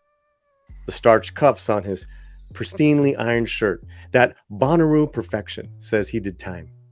The broken capillaries on the nose says he's a drinker. The guy is a transient, Neil thinks. A short order cook who picks up work for 6-8 weeks, then gets that itch and moves on. From the low melody of his accent, his appellation. Living in a furnished room in Uptown around Wilson and Broadway. Neil nods thanks, and the man heads back behind the grill. Neil raises a coffee cup to his lips. He has a clear view out the opposite window. What he's viewing is a 1922 office building across the street, built when 7 stories provided a sense of pride. A bright new flag flies on that flagpole projecting out from its bow. On the ground floor is Prosperity Savings and Loans. The S&L is a small-scale outfit. Sole location. The spot was originally a proud 1920s bank that went under during the Depression. The diner's glass door flashes with sunlight as Chris comes in. He slides into the stool booth besides Neil. Height of the junction box makes it visible from the L tracks, but it's screened by trees, he says. Trains are as loud as hell when you're on the street under the tracks. Chris picks up a laminated menu, only to set it back. He tosses his blonde hair out of his eyes. He's cool, torqued down, his eyes flat, but Neil knows the energy underneath. Chris is always wired. Even when his affect seems flat, he can be explosive with no hesitation. Right now, that thrumming is somewhere below. Right now is work. They watch the far windows. They both mark 3 clerks, the assistant manager, entering the S&L side door at 8:32 for the 9 a.m. opening. We have to be out by 5 a.m., Neil says. Chris's eyes stay locked on the side door of the building across the street. The grill man comes out wiping on his apron. Chris gives him a blackjack wave off. The man takes Neil's empty plate and leaves. Where are we meeting Grimes? Neil says. The Belden Deli, 2 miles east of here on Clark Street. Neil checks his watch. They have 4 hours. We'll knock off the supplies. You got cash to cover the hardware? I'm cool. They split the list. Gloves, goggles, ear protection, water and food, mechanics, toolkit, electrical gear, all common, all purchased from a large store where no one will remember their trade. The more specialized Milwaukee tool, circular saw, angle grinder, the heavy-duty tripod-mounted drill, Cerrito already scored all of those. I want to reconnoiter the route, Neil says. When on the work cars? 3 days. They'll drive the route in, they'll drive the route out, the backup escape routes, where they'll dump the work cars, all the tools, all their clothes, leaving no physical evidence to link the score back to them. They'll double check the location for cameras. They'll call the city to see where it's planning construction, gas work, the electrical projects over the weekend. The nearest police station is 1.5 miles away. Neil knows the CPD's response time to a burglary call and how many units it has patrolling each shift and what time the shift comes on and gets off. He doesn't know how it'll staff up during the Cubs game Saturday afternoon, but there's also a game today. He'll find out. They'll add cops walking the beat, he says. Temperature will be in the 70s. They'll like to walk around when it's like that. First pitch is at 2. From behind the grill, the cook eyes Neil, then scans the other customers. At a corner table, a girl in a DePaul University t-shirt ignoring her textbook to cast a thirsty gaze at Chris. It's no time to linger. Neil nods to the cook and tosses extra cash on the counter. Cook looks at Neil for an extra beat and nods back. Let's go. Hey, all right. Chapter 10. Belden is a classic Chicago Jewish deli. Booths and tables in the middle, packed at lunchtime. In the parking lot, Neil walks around an innocuous Chevy, four-door. It looks like 200,000-mile refugee from Hertz or the Chicago Police Department. What he wants. 1 point for Aaron Grimes. Inside a booth, Grimes drums his thumbs on the tabletop. Conversations around him racket off the ceiling and windows. A half-eaten pastrami sandwich is in front of him. He's taking a bite when a guy strides up and sits down across from him. Young, ripped, with blonde hair and dead cold eyes. Surfer psychopath in jeans and a flannel shirt, Grimes wipes crumbs and extends his hand. You, Chris? Chris shakes his head and holds it. His grip is cool and relentless. His gaze, just like his gaze. Looking into his vacant blue eyes is like staring into a black ocean at night. You know there are dangerous, cold-blooded things lurking below the surface. Grimes doesn't see the new guy slide into the booth beside him while Chris holds his hand. All at once, he's getting frisked by the new guy. Shiherlis' grip is like steel. The new guy looks strong if you know where to look. Not pneumatic vanity muscle, but ropey and chiseled, with short black hair and a tight jaw, a starched white shirt under a black baseball jacket. Square aviators, old school. He runs his hands over Grimes with emotionless efficiency, like when he does this as habitually as breathing.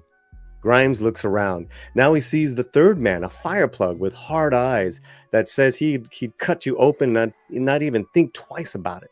He's hanging in the deli's small lobby by the payphone, casually watching the outside. McCauley finishes the search and half turns. Shiherlis releases his hand and leans back. The pastrami's good, Grimes says. And the turkey club. That your beater outside? McCauley asks. It's spoken for. I'll get you one like it if you want, Grimes says. Nothing hot, McCauley says. Gotta be legit and stand at a traffic stop. Understood. Grimes smooths his t-shirt. Pop a light, get pulled over, the registration, insurance, no problem. No wants, no warrants, clean rights. Plates? If a cop runs the tags, they'll show up as a registered in Springfield to a leasing company. Driver's licenses? They'll be ready. 2 cars, 1 panel van, no side windows, McCauley says. How do you set up delivery? I got a garage on the west side, behind a commercial vehicle auto repair shop. I will provide you with the key to the garage. Keys for the cars and van will be under the floor mat, ready to rock. No fuss, nothing that grabs attention. Boring, reliable, nothing flashy. Who owns this repair shop? My uncle. I run it.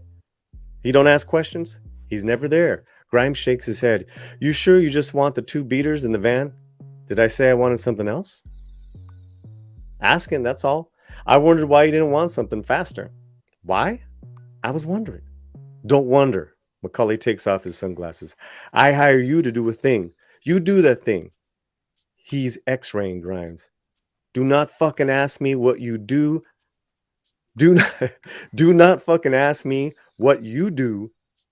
What you do not need to know. Gotta get into character here. Grimes feels the chill. He wants to move away, but there's nowhere in the booth to go.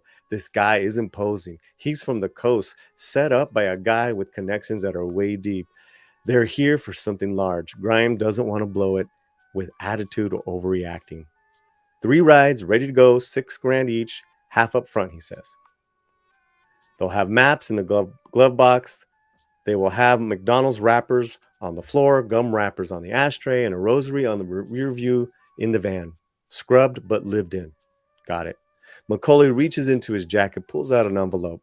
Grimes eyes the envelope. McCauley's face is impenetrable. You tell nobody what cars you are getting, or why, or who for, or for who. McCauley doesn't finish the sentence. I am cool. McCauley hands him the envelope. It crinkles. It has a nice heft. He lifts the flap. The bills inside are fresh and crisp, not even folded. They make for a sleek, thin package. $9,000. Grime waits a second. Then, feeling the weight of McCauley's stare, he jams the envelope into his jeans pocket. McCauley stands and heads for the door. Shiherlis falls behind him. The guy in the lobby follows after they're gone. Grime stares out the front window. McCauley walks away without looking back. When Grimes comes out of the Belden, McCauley and his men are gone. Grimes' weary excitement remains. He's doing business with a high-time, coast-to-coast crew. One rung up the food chain. He climbs into the Chevy into the parking lot and guns its big block to life and heads west through the sluggish street traffic. The overhead sun bakes the asphalt. The sun walks. The sidewalks, the yellow brick buildings. By the time he reaches his repair shop and garage, the clock on the dash tells him it's only 2 minutes late. At the back of the alley, a man's waiting inside. Shadowed cab of this pickup truck, drumming his fingers on the wheel. His number 2, Hank, is in the passenger seat. Grime pulls up and gets out. The man makes a show of checking his watch, irritated. His face isn't visible, but the dial flashes in the sun. Grime smiles and walks towards the truck with the keys to the Chevy dangling from his finger. I was tied up with another customer. I'm sorry. The man crosses his arms. Customer? What other customer? Grime shakes his head. Another customer. The man holds for a second, knuckles tight, shoulders heavy. Can't talk about it? He turns to Hank, then back to Grimes. His voice goes from hot to amused. Suddenly you're supplying spooks or something? Grimes says quiet and holds out the keys. The man grabs the Chevy's keys from Grimes' hand. The CIA? He tosses the keys to Hank, who climbs out of the truck and heads for the car. Grimes backs away. The sign, the rest are in the trunk, Grimes says. You're cool. The man fires up the truck. I'm seeing your brother-in-law later. I'll tell him, do not disturb. You're on a secret mission. He puts the truck in gear. Hank gets behind the wheel of the Chevy. They pull away laughing. Grimes' hand hangs in the air. Welcome back to the Latino Slant. Make sure you are subscribed and to our newsletter on thelatinoslant.com. Pues vamos. Chapter 11. Alexander Dalicki. Alex to the women snorting lines off the living room coffee table. Stands naked at the kitchen counter, pouring Johnny Walker Black into 2 glasses. The woman, Ginger, is equally naked. Her red hair sticks straight up, wildly disheveled. Stupidly funny for a hairdresser. She wants to go again because he didn't succeed the first time, and she thinks Coke will help get him over the finish line. But she's about to crawl up the walls into the ceiling. She inhales another line through a rolled up 20 and flings herself back against the sofa cushions with a whoop. Alex needs to get her back down, both of them. He pours her a double. The knock on the door jars him. 2 loud thumps with the side of the fist. Ginger pops up, bright, wired like the bride of Frankenstein. Alex, are you expecting company? He goes into the peephole. Hank stands outside, rocking the way he does when he gets jacked up, peering up and down the hall. Alex turns to Ginger. Get dressed, now. She gives him a pout. He pulls her to her feet, pushes her out towards the bedroom. Hank pounds again. Hang on, Alex says. His skin is hypersensitive. The lights seem to hiss at him, a nasty sound. He yanks on some sweats and unlocks the front door. Hank slides in. Hank Svoboda always seems to slide sideways, through cracks, like oil. You didn't answer your phone, he says. I was otherwise engaged. We're on. Alex feels himself reset. You said 9 p.m. It's 8:30. Get dressed. Hank's flat Slavic face seems like a skillet poised to brain him. Give me a few, Alex says. Hank shakes his head. You shot your mouth off. You want to come along for the ride? I'm parked outside. 60 seconds, move. Alex pulses feels thready. Yeah, he asked. The boss had pointed at him and said, you're on. Maybe the boss didn't think this score was as big as Alex claimed, or that Alex was for real. Going along sure as hell is the way to show all that. Hank leaves, and Alex hustles Ginger out, looking skulky. Then he dresses in black, shoves the ski mask in his pocket, and then runs down the back stairs. Hank is idling in a creaky Chevy sedan. Alex jumps in, wiping his nose. Good to go. Hank pulls out. Don't take your phone off the hook again. I'm here, aren't I? You never keep these guys waiting. Alex says, what's with the pizza sign on the roof? Figure it out. They head for Lincoln Park. The night feels bright, fizzy, popping. The street is quiet. It's always quiet by the Gold Coast brownstones overlooking Lincoln Park. Money cushions everything, even sound. Alex sits in the back seat of the Chevy, squashed between Chubby and Angel. His brain up an elevator from the coke, his skin feeling like it's been shaved with sandpaper. Hank is cruising slowly. The boss rides a shotgun. The back of his head looks like a cannonball. The car pulls over 50 yards from the townhouse. Rich light glows from behind drawn shades. Spring green trees shiver under the streetlights. A breeze is blowing toward the lake. Leaves scuttle along the street. The sound seems to scrape inside of Alex's skull. The engine idles. The boss cracks his knuckles. Alex can hear him breathing. Angel and Chubby are silent. Go, the boss says. Alex rolls out of the car with the other men. The boss slides behind the wheel. Sticking to the shadows, they cross the small lawn to the townhouse, hurry up the stairs and flatten against the wall besides the large front door next to Greek urns overflowing with orange bougainvillea. The Chevy pulls up. It's Umberto's pizza sign. It's Umberto's pizza sign is illuminated. The boss gets out, wearing a white socks cap low over his forehead, an Umberto shirt, and carrying a pizza box. The ski mask is over his face. He walks with contained energy. His eyes look like lit matches. Alex and the others roll their masks down. Hank has the house key in his left hand, in case they need it. He has a crowbar in his right. Alex's mask scratches against his hot skin. The leather gloves groan as he flexes his fist. He has to do this. He knows the boss doesn't fully trust him. Alex has to prove he's more than the tipster who scouted the score. Provided intel. He's part of the crew. He has to rise to the occasion right now. The boss climbs the steps and rings the doorbell. Then he turns and faces the street, making sure the pizza box and his shirt are visible, the car visible at the curb, his face hidden. Alex's knee jitters and his shoulder twitches. Hank grabs him by the back of the neck. His mutter is so low it's no more than a breath. Hold fucking still. A deadbolt slides back. The door opens. A man says, "Hang on a minute, I think you have the wrong address." His voice goes muffled as he turns. "Did someone order a pizza?" The men hidden along the wall spin and charge straight through the door. Bam! The homeowner yells and Alex is in the house, his heart thundering. The homeowner, James Matzukas, is backing away from the door wide-eyed. He's in his late 40s, suave, dressed in a cashmere sweater. He wheels around in the marble hallway. "Andy, run! Lock the door!" he yells. Hank swings a crowbar at the man's knees. Boom! Matsukas drops like a felled tree.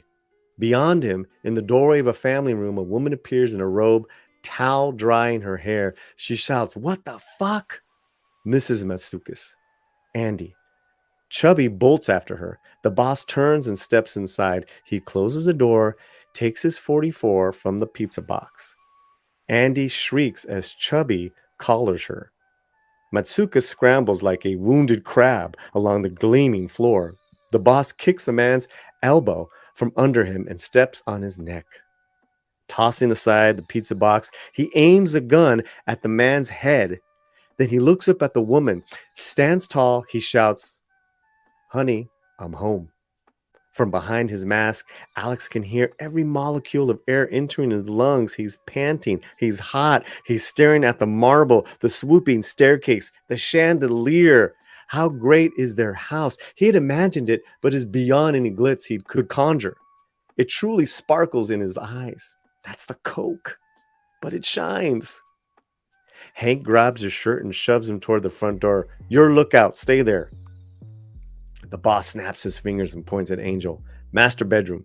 Angel charges up the stairs. Chubby grabs Andy Matsukas, who's screaming, struggling, and swearing, into the hall and binds her wrists with the speed of a team roper using electrical tape.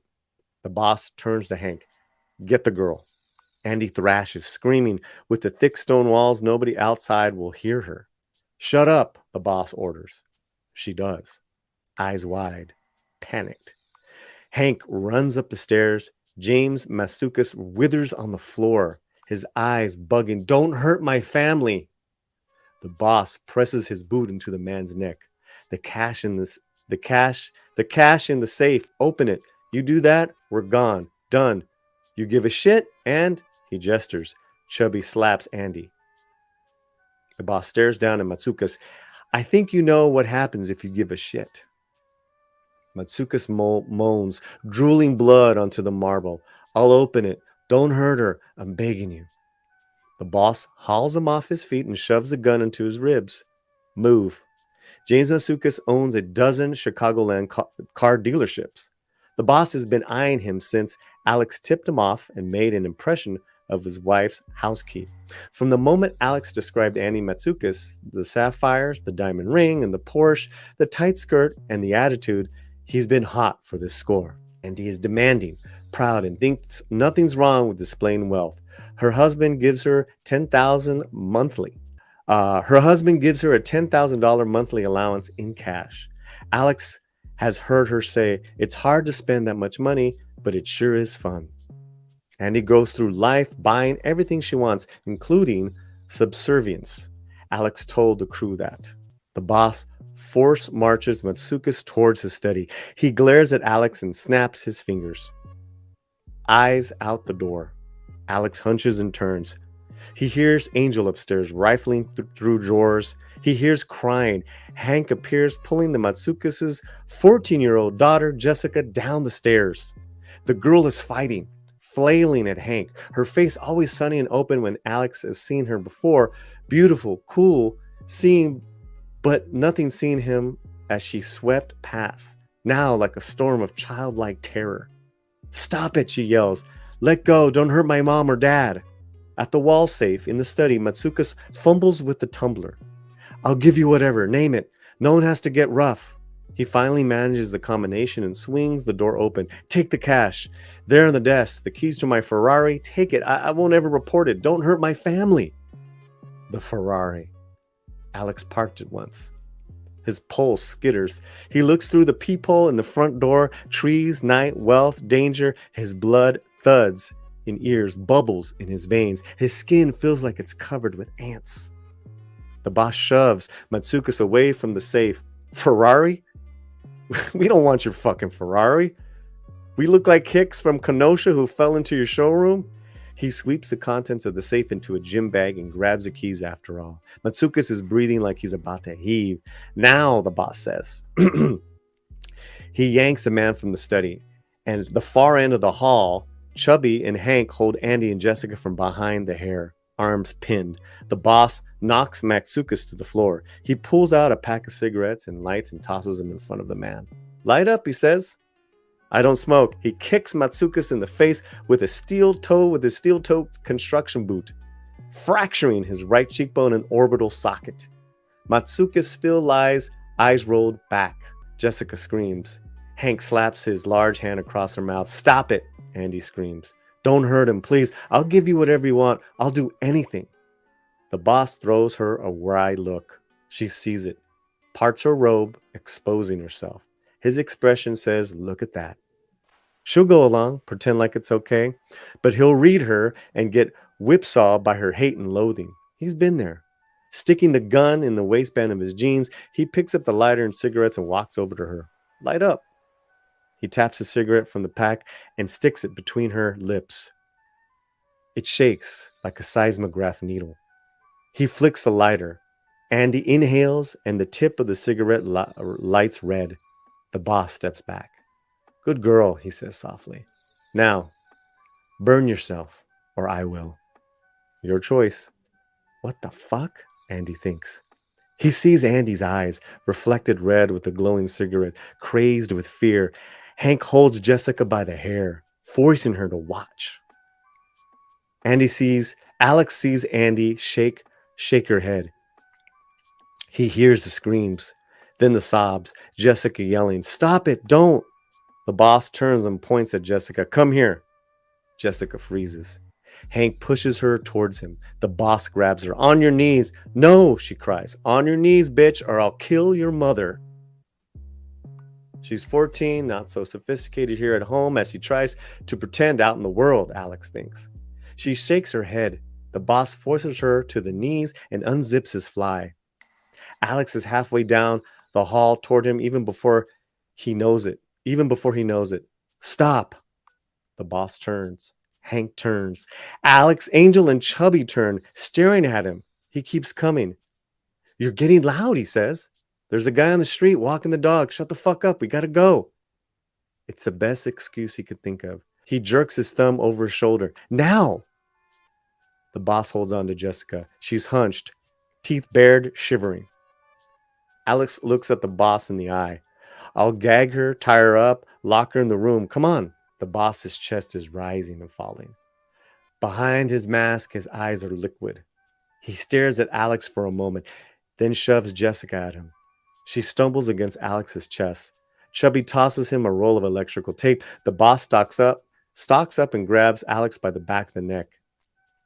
He puts his lips to Alex's ear and whispers harsh, quick words that makes Alex's skin prickle. He then shoves Alex away. "Hurry," he says. Alex puts a hand on Jessica's back and urges her up the stairs. "Just go. Just do it," he says. "Don't resist. It'll be quicker."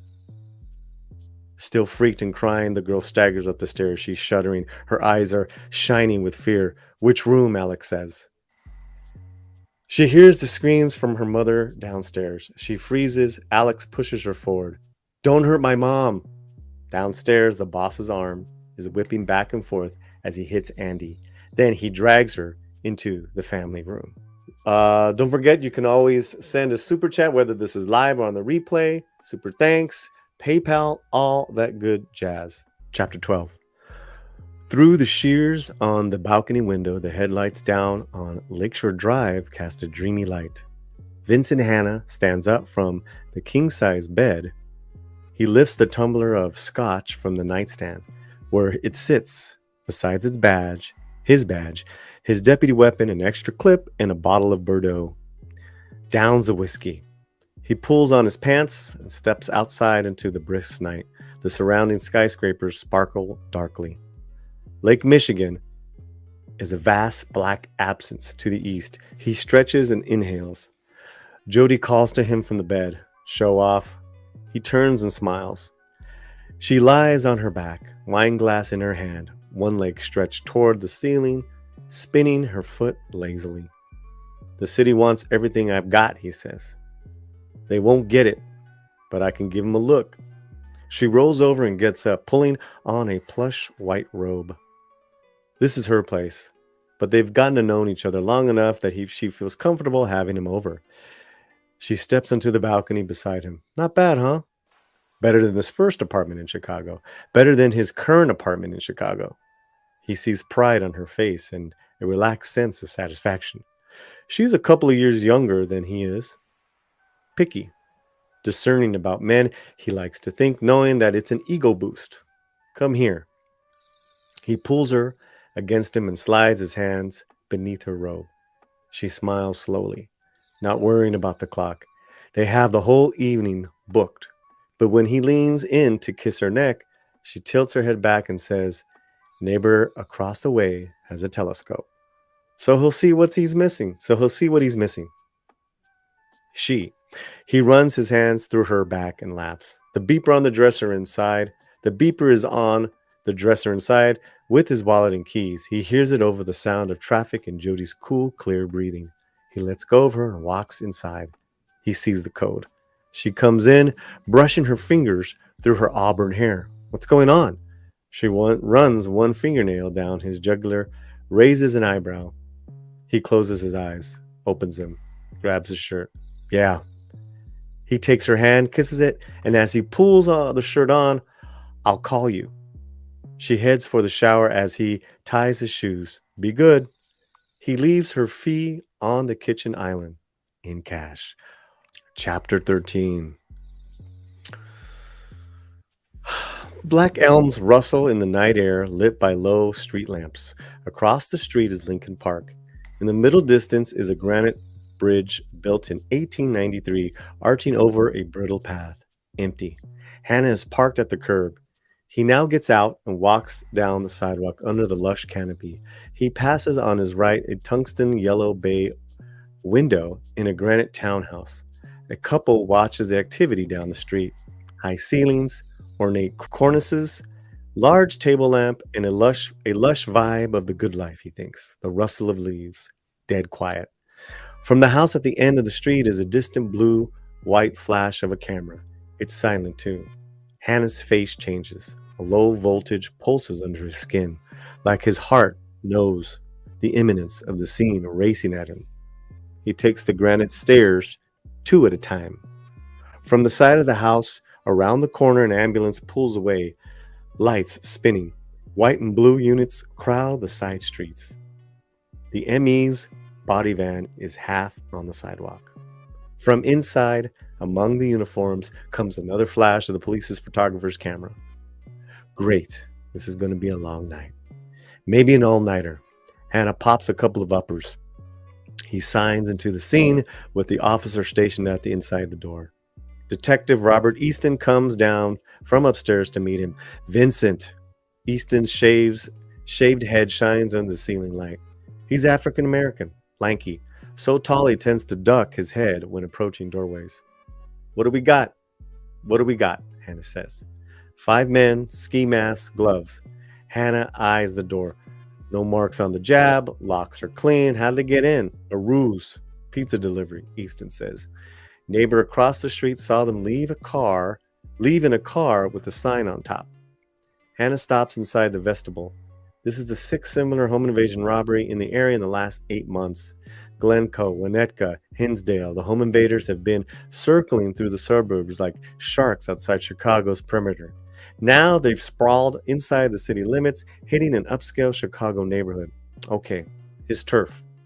No forced entry, disguised the same MO as the suburban scores. Other detectives from Hanna's Criminal Intelligence Division are already scouring the bushes out the back. They won't find anything. These guys leave no fingerprints or anything else.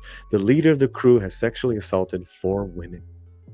The marble floor in the entry hall is tacky with a pool of dry blood the size of a truck tire. It poured from the head of the dead man with the caved-in skull who lies before him. Who? Hanna says. Husband. Easton opens his notepad. James Masukas, 48, owns car dealerships. I've seen him on TV. The ambulance? Wife, Andrea Masukas, broken ribs in the jaw, cigarette burns in her face, her eye, raped, naked, semi-conscious on the floor is how they found her. He shakes his head. Who else? The daughter. She's already in the OR. Brain trauma. Sexually assaulted. Hanna feels a chill. How old? 14.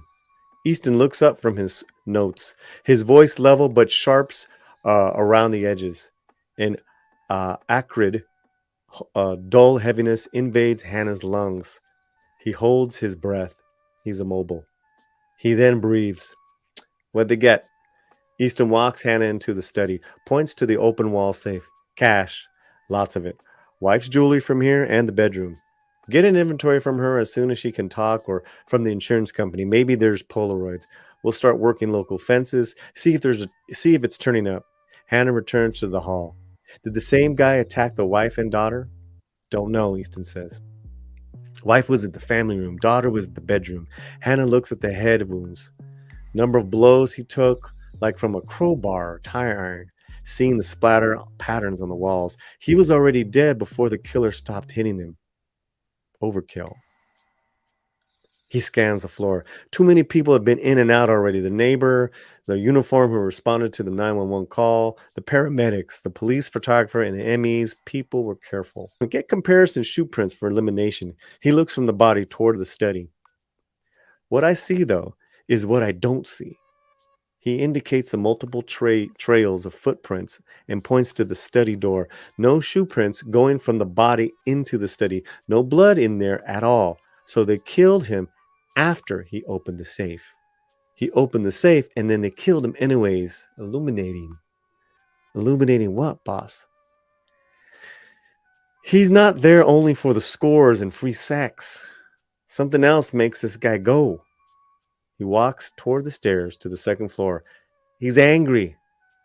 Into it. He's not going to stop. Welcome back to the Latino Slant. Make sure you are subscribed and to our newsletter on theLatinoSlant.com. Pues vamos. Chapter 14. Hanna sees Andrea Matsoukas in the hospital in the morning. Battered, jaw wired shut, left eye bandaged, hooked to an IV drip. Barely able to talk, her world crushing beyond repair.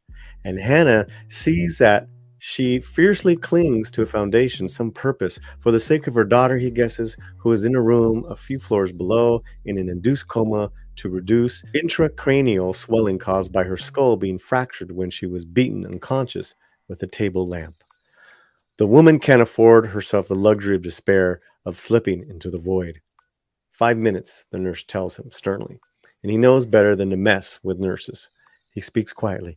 Mrs. Matsoukas, I'm a detective. Sergeant Vincent Hanna, he says. I'm sorry this has happened to you. It shouldn't happen to anybody.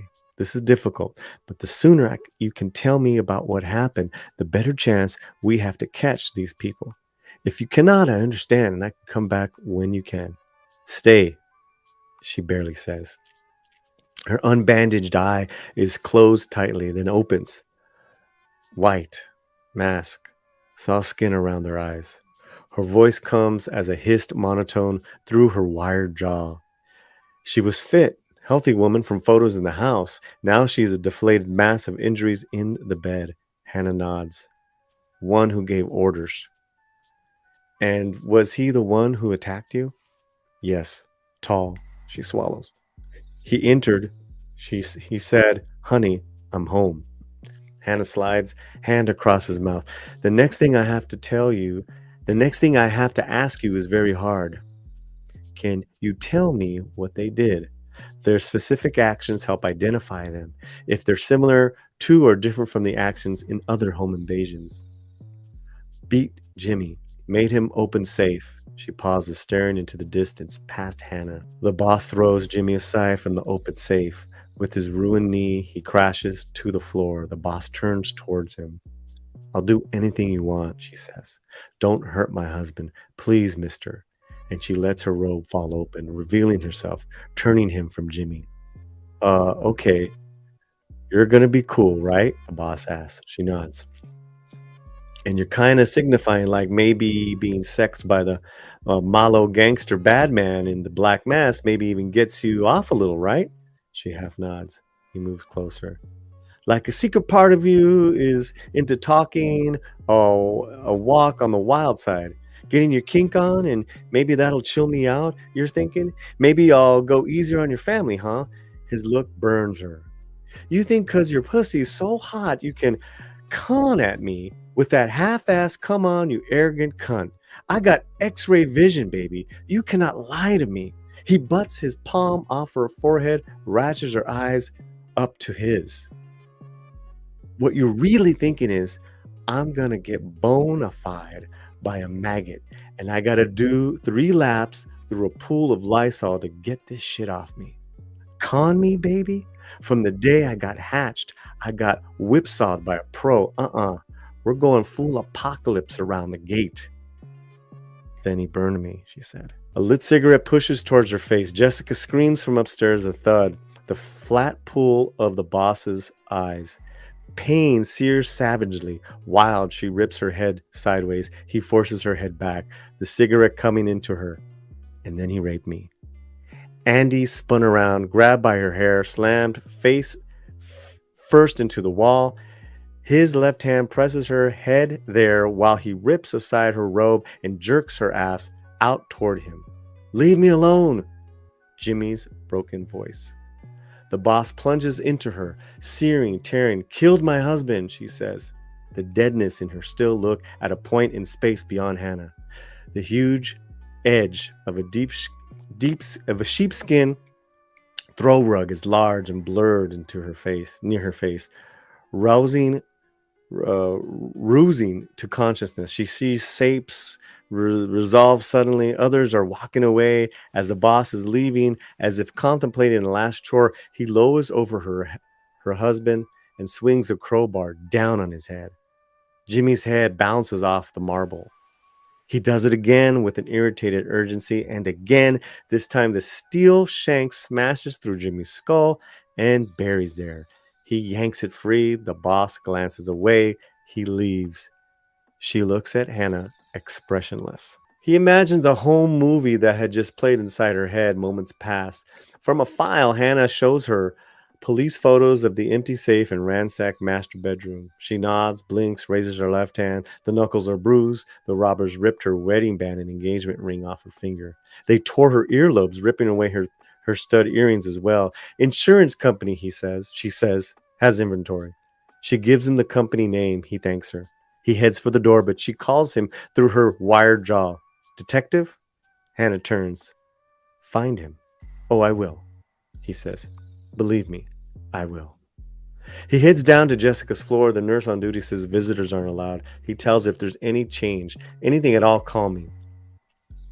Jessica had been conscious the longest during the home invasion. She was the last member of the family attacked. If she comes back, she might have more to tell. The nurse looks at Hanna like she knows him. "I'll make a note." Levison's TV and appliance occupies a cracked sidewalk stretch of a busy street west of downtown. Hanna and Castles stroll in after lunch. The proprietor sits back at a desk in the back, surrounded by televisions and stereos. He's balding, his brown hair slicked back. He turns from watching a cowboy movie on Channel 9. His yellow shirt smells of mothballs. Hanna snaps his fingers. "Larry, what do you hear? What do you say?" Larry leans back. Casuals approaches and sits on the side of his desk and starts poking through his papers, intentionally invading his space.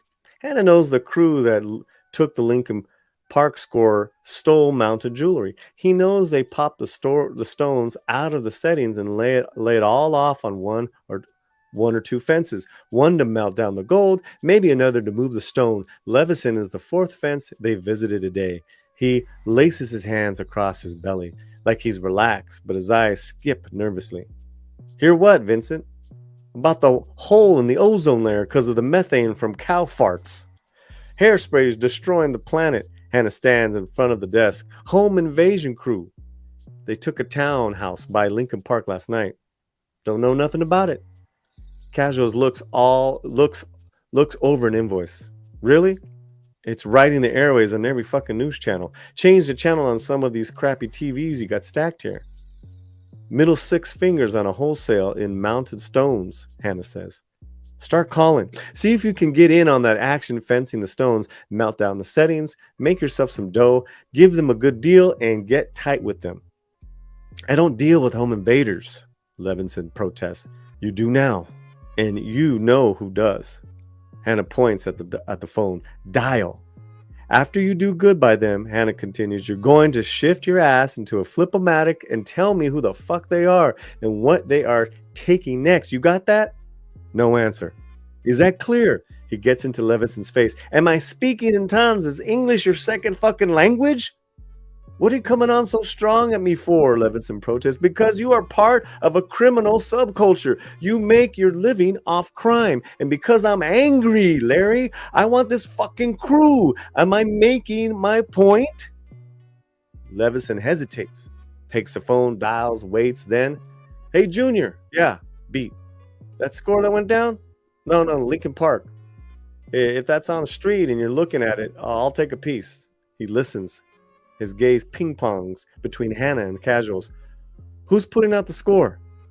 Levison's mouth tightens. "Let me know if you do." Don't want none? Send it up. Send it. You don't want none? Send it my way. There's a piece in it for you. Levison hangs up, shrugs. Hannah's already leaving. Over the shoulder. Keep making calls, Larry. I'll be back. Chapter 15. By the time Hanna and casuals pulled into CPD Shakespeare Station, the afternoon sky is filling with thunderheads. The low brick building is built like a kid's fort in the center of a leafy residential block. A massive radio antenna arises from the roof. In the bullpen, at the Criminal Intelligence Division, Easton and Detective Rick Rossi are making calls. As Hanna enters, what do you know? Easton puts his hand over the receiver, indicates at the phone. Re-interviewing the priors, looking at commonalities. The room is crowded, the desk messy. The walls are painted in a shiny industrial green. A huge whiteboard near the windows is covered with lists, names, streets, businesses. There are hundreds of items to cross-check. They need to circle back and speak again to all the families who've been robbed, sorting for common denominators, kids and parents, grandparents, husbands and wives, and any of them are sleeping with on the side. Plumbers, pizza delivery men, teenagers' girlfriends, boyfriends, alarm system installers, refrigerator repairmen, cleaners, anyone with access. This crew never forces its way inside. Sometimes they knock. Sometimes they open the door with a key. A key. Where did they get the key? Where did the victims eat before the robberies? Any weddings they gone to? Who changes the oil in their cars? Detecting. 90% of it is quantitative accumulation of data from crime scene evidence and interviews, and then sorting it. Done right, that earns you the other 10%. That's what Hanna lives for. Hanna drops into his desk chair. He surveys the whiteboard. Okay, we know the boss commits the sexual assaults. Maybe he's not the only one, but we know he leads it. Torture, and at least 2 murders we know of. That shit attaches to the rest of the crew. What else? Easton answers. Rest of his crew is sticking with him, according to the matching descriptions of other victims. If they aren't partaking, you think 1 or 2 of his crew get nervous and drop away. You'd think. Fear? Casuals ask. Maybe. Hanna stares at that puke green ceiling. Any burglary crew that's any good wouldn't touch a home invasion. At the top of the burglary food chain, highline pros wouldn't even waste their time with mounted jewelry unless it had the marble diamond planted in it. The reason this crew will pop the stones and melt down the settings is because if you're caught with the jewelry intact, it's identifiable. That ties you to the score. But separating stones from settings takes time. And lower level fences, any of whom can catch a bust and flip. And the more intermediaries there are between that theft and cash money, the more risks multiply. The ideal unmounted stones out of a wholesale diamond merchant's vault in the 5 South Wabash building. If a crew is good enough to take that down, they're anonymous, untraceable. So, home invasion are cowboy scores. Add that to the crew's penchant for wanting the homeowners at home. What if Dirty Harry and guard dogs are inside? And are there at the bottom of the ladder? And then there's the anomaly, Hanna says. Home invaders, as pros, are the low bottoms, or amateurs acting on impulse. But his crew is neither. Their scores are targeted, not opportunistic.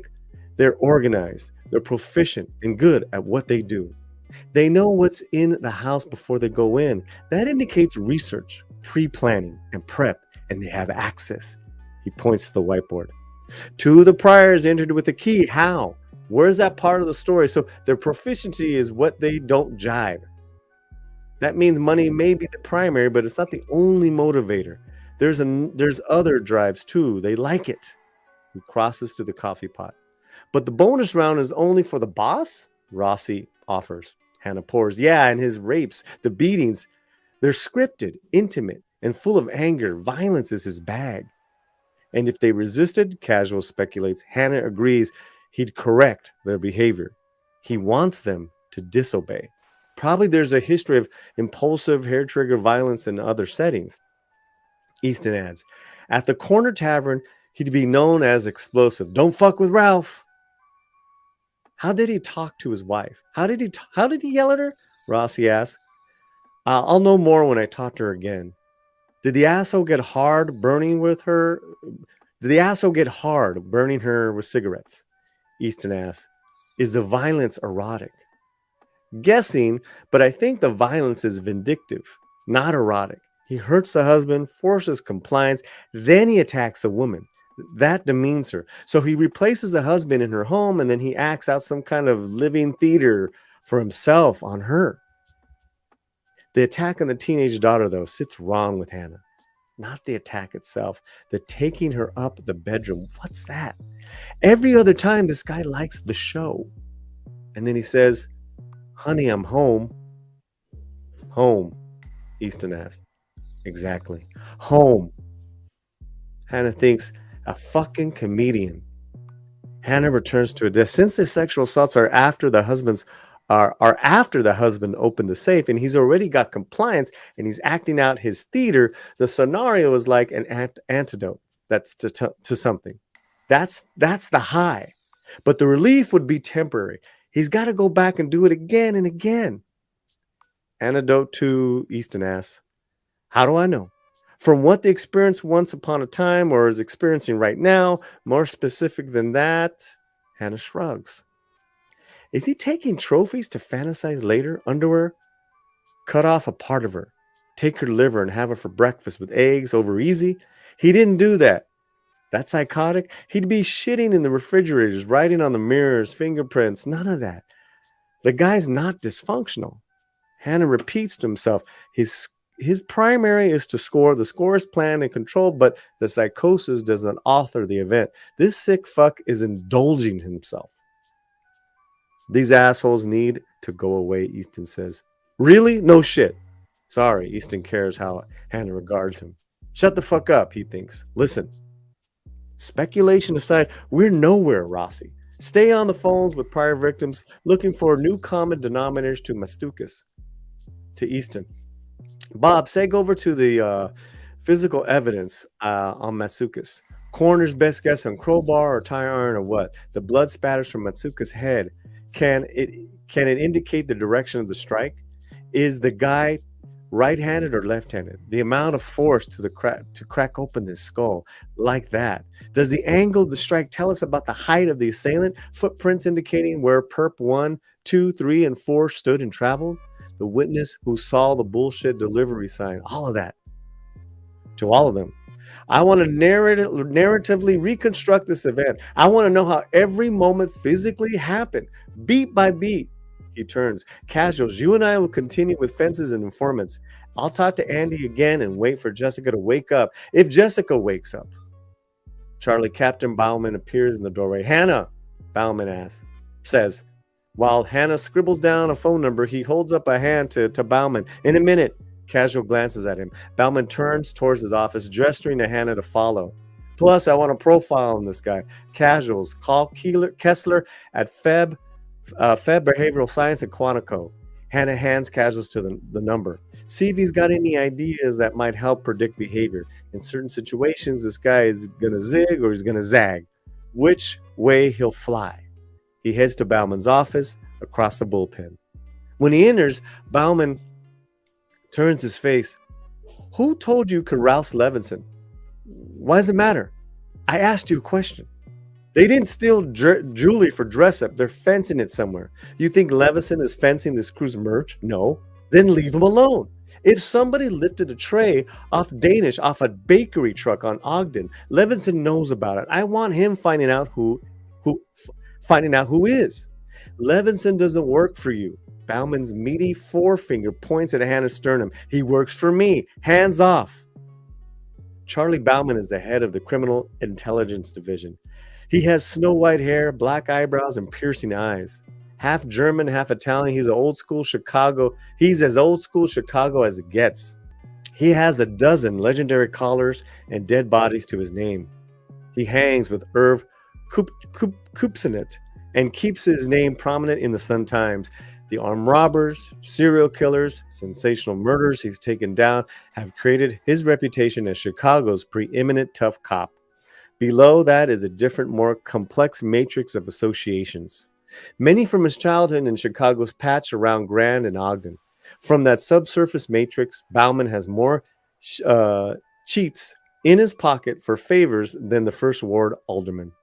In Chicago's parallel political economy, professional thieves, whether they're hitting jewelry salesmen or doing cartage theft of trailers out of the Union Station freight yards, they know they have to down the merch with outfit fences like Levinson. Those who think they don't end up as a bad odor in a remote corner of the Randolph Street underground garage until someone reports the vehicle, which comes up stolen, and the medical examiner pops the trunk because he knows ahead of time by the smells what's inside. A professional thief who thought he didn't have to down his merch with the outfit fences. Then he got the news from Joey the Clown Lombardo, or a crew working for Leo Rugendorf and Milwaukee Phil Alderizio. On the police side, creating the appearance of equilibrium is Bauman. His unspoken policy toward outfit-connected professional crews is live and let live. As long as they don't shit where they eat, that means they operate outside Chicago. If they violate that condition, Bauman declares open season, and they end up as the dead bodies on the front page of the Sun-Times, enhancing Bauman's reputation. Bauman's not the only one in the room who crosses a line. Both men know Hanna, when he's impelled, when he has the scent and he's zeroed in, crosses lines too, and that is not Hanna. And it's not that Hanna runs red lights, it's that there cease to be lights, red or green. When he's torqued up like that, Hanna thinks this is what it must like to be a junkie. That metallic craving under the myelin nerve sheath within his elbow, like an electrical imperative, like jonesing for a fix that will deliver him into 200% of himself. In that state, Hanna commits no errors. Decision-making is smooth and instantaneous. It's music. It's immaculate. That's the high. It is what makes Hanna go. Bauman is a different organism. He's evolved out of a machine of subterranean allegiances to outfit figures with whom he grew up. Combined with brutality and extrajudicial killings, he's a feature within that system. The system, like Bauman, is lethal. Hanna isn't part of any system. Hanna is Hanna. Use somebody else, Bauman says, repeating the directive. I've got a 14-year-old in a coma. This crew is out there raping and murdering. You're going to throw a roadblock in front of me? Why do you got to be such a stiff prick? Did the Marine Corps jam a pool cue up your ass? Since when do you need permission? Since when do I need permission to do my job? No answer. I'm the best shot you got at taking them down, and you know it. Go ahead. Pull my ass off this. Put Novak in, and you can watch it all over the 6 o'clock news about how this crew is continuing to run wild. That's a good idea. You don't need permission. I'm ordering you. I want every one of these cocksuckers whacked out. Everyone. That's your fucking assignment. But you do stay away from Levinson. Go do your goddamn job. Get out. Hanna doesn't look Bauman in the eyes. He looks through Bauman's eyes to the back of his skull. Hanna's momentarily in a different time and place. Then he turns and walks out. Bauman knows he's going to be trouble. Take care, everyone. Heat 2. Welcome back to the Latino Slant. Make sure you are subscribed and to our newsletter on thelatinoslant.com. Pues vamos.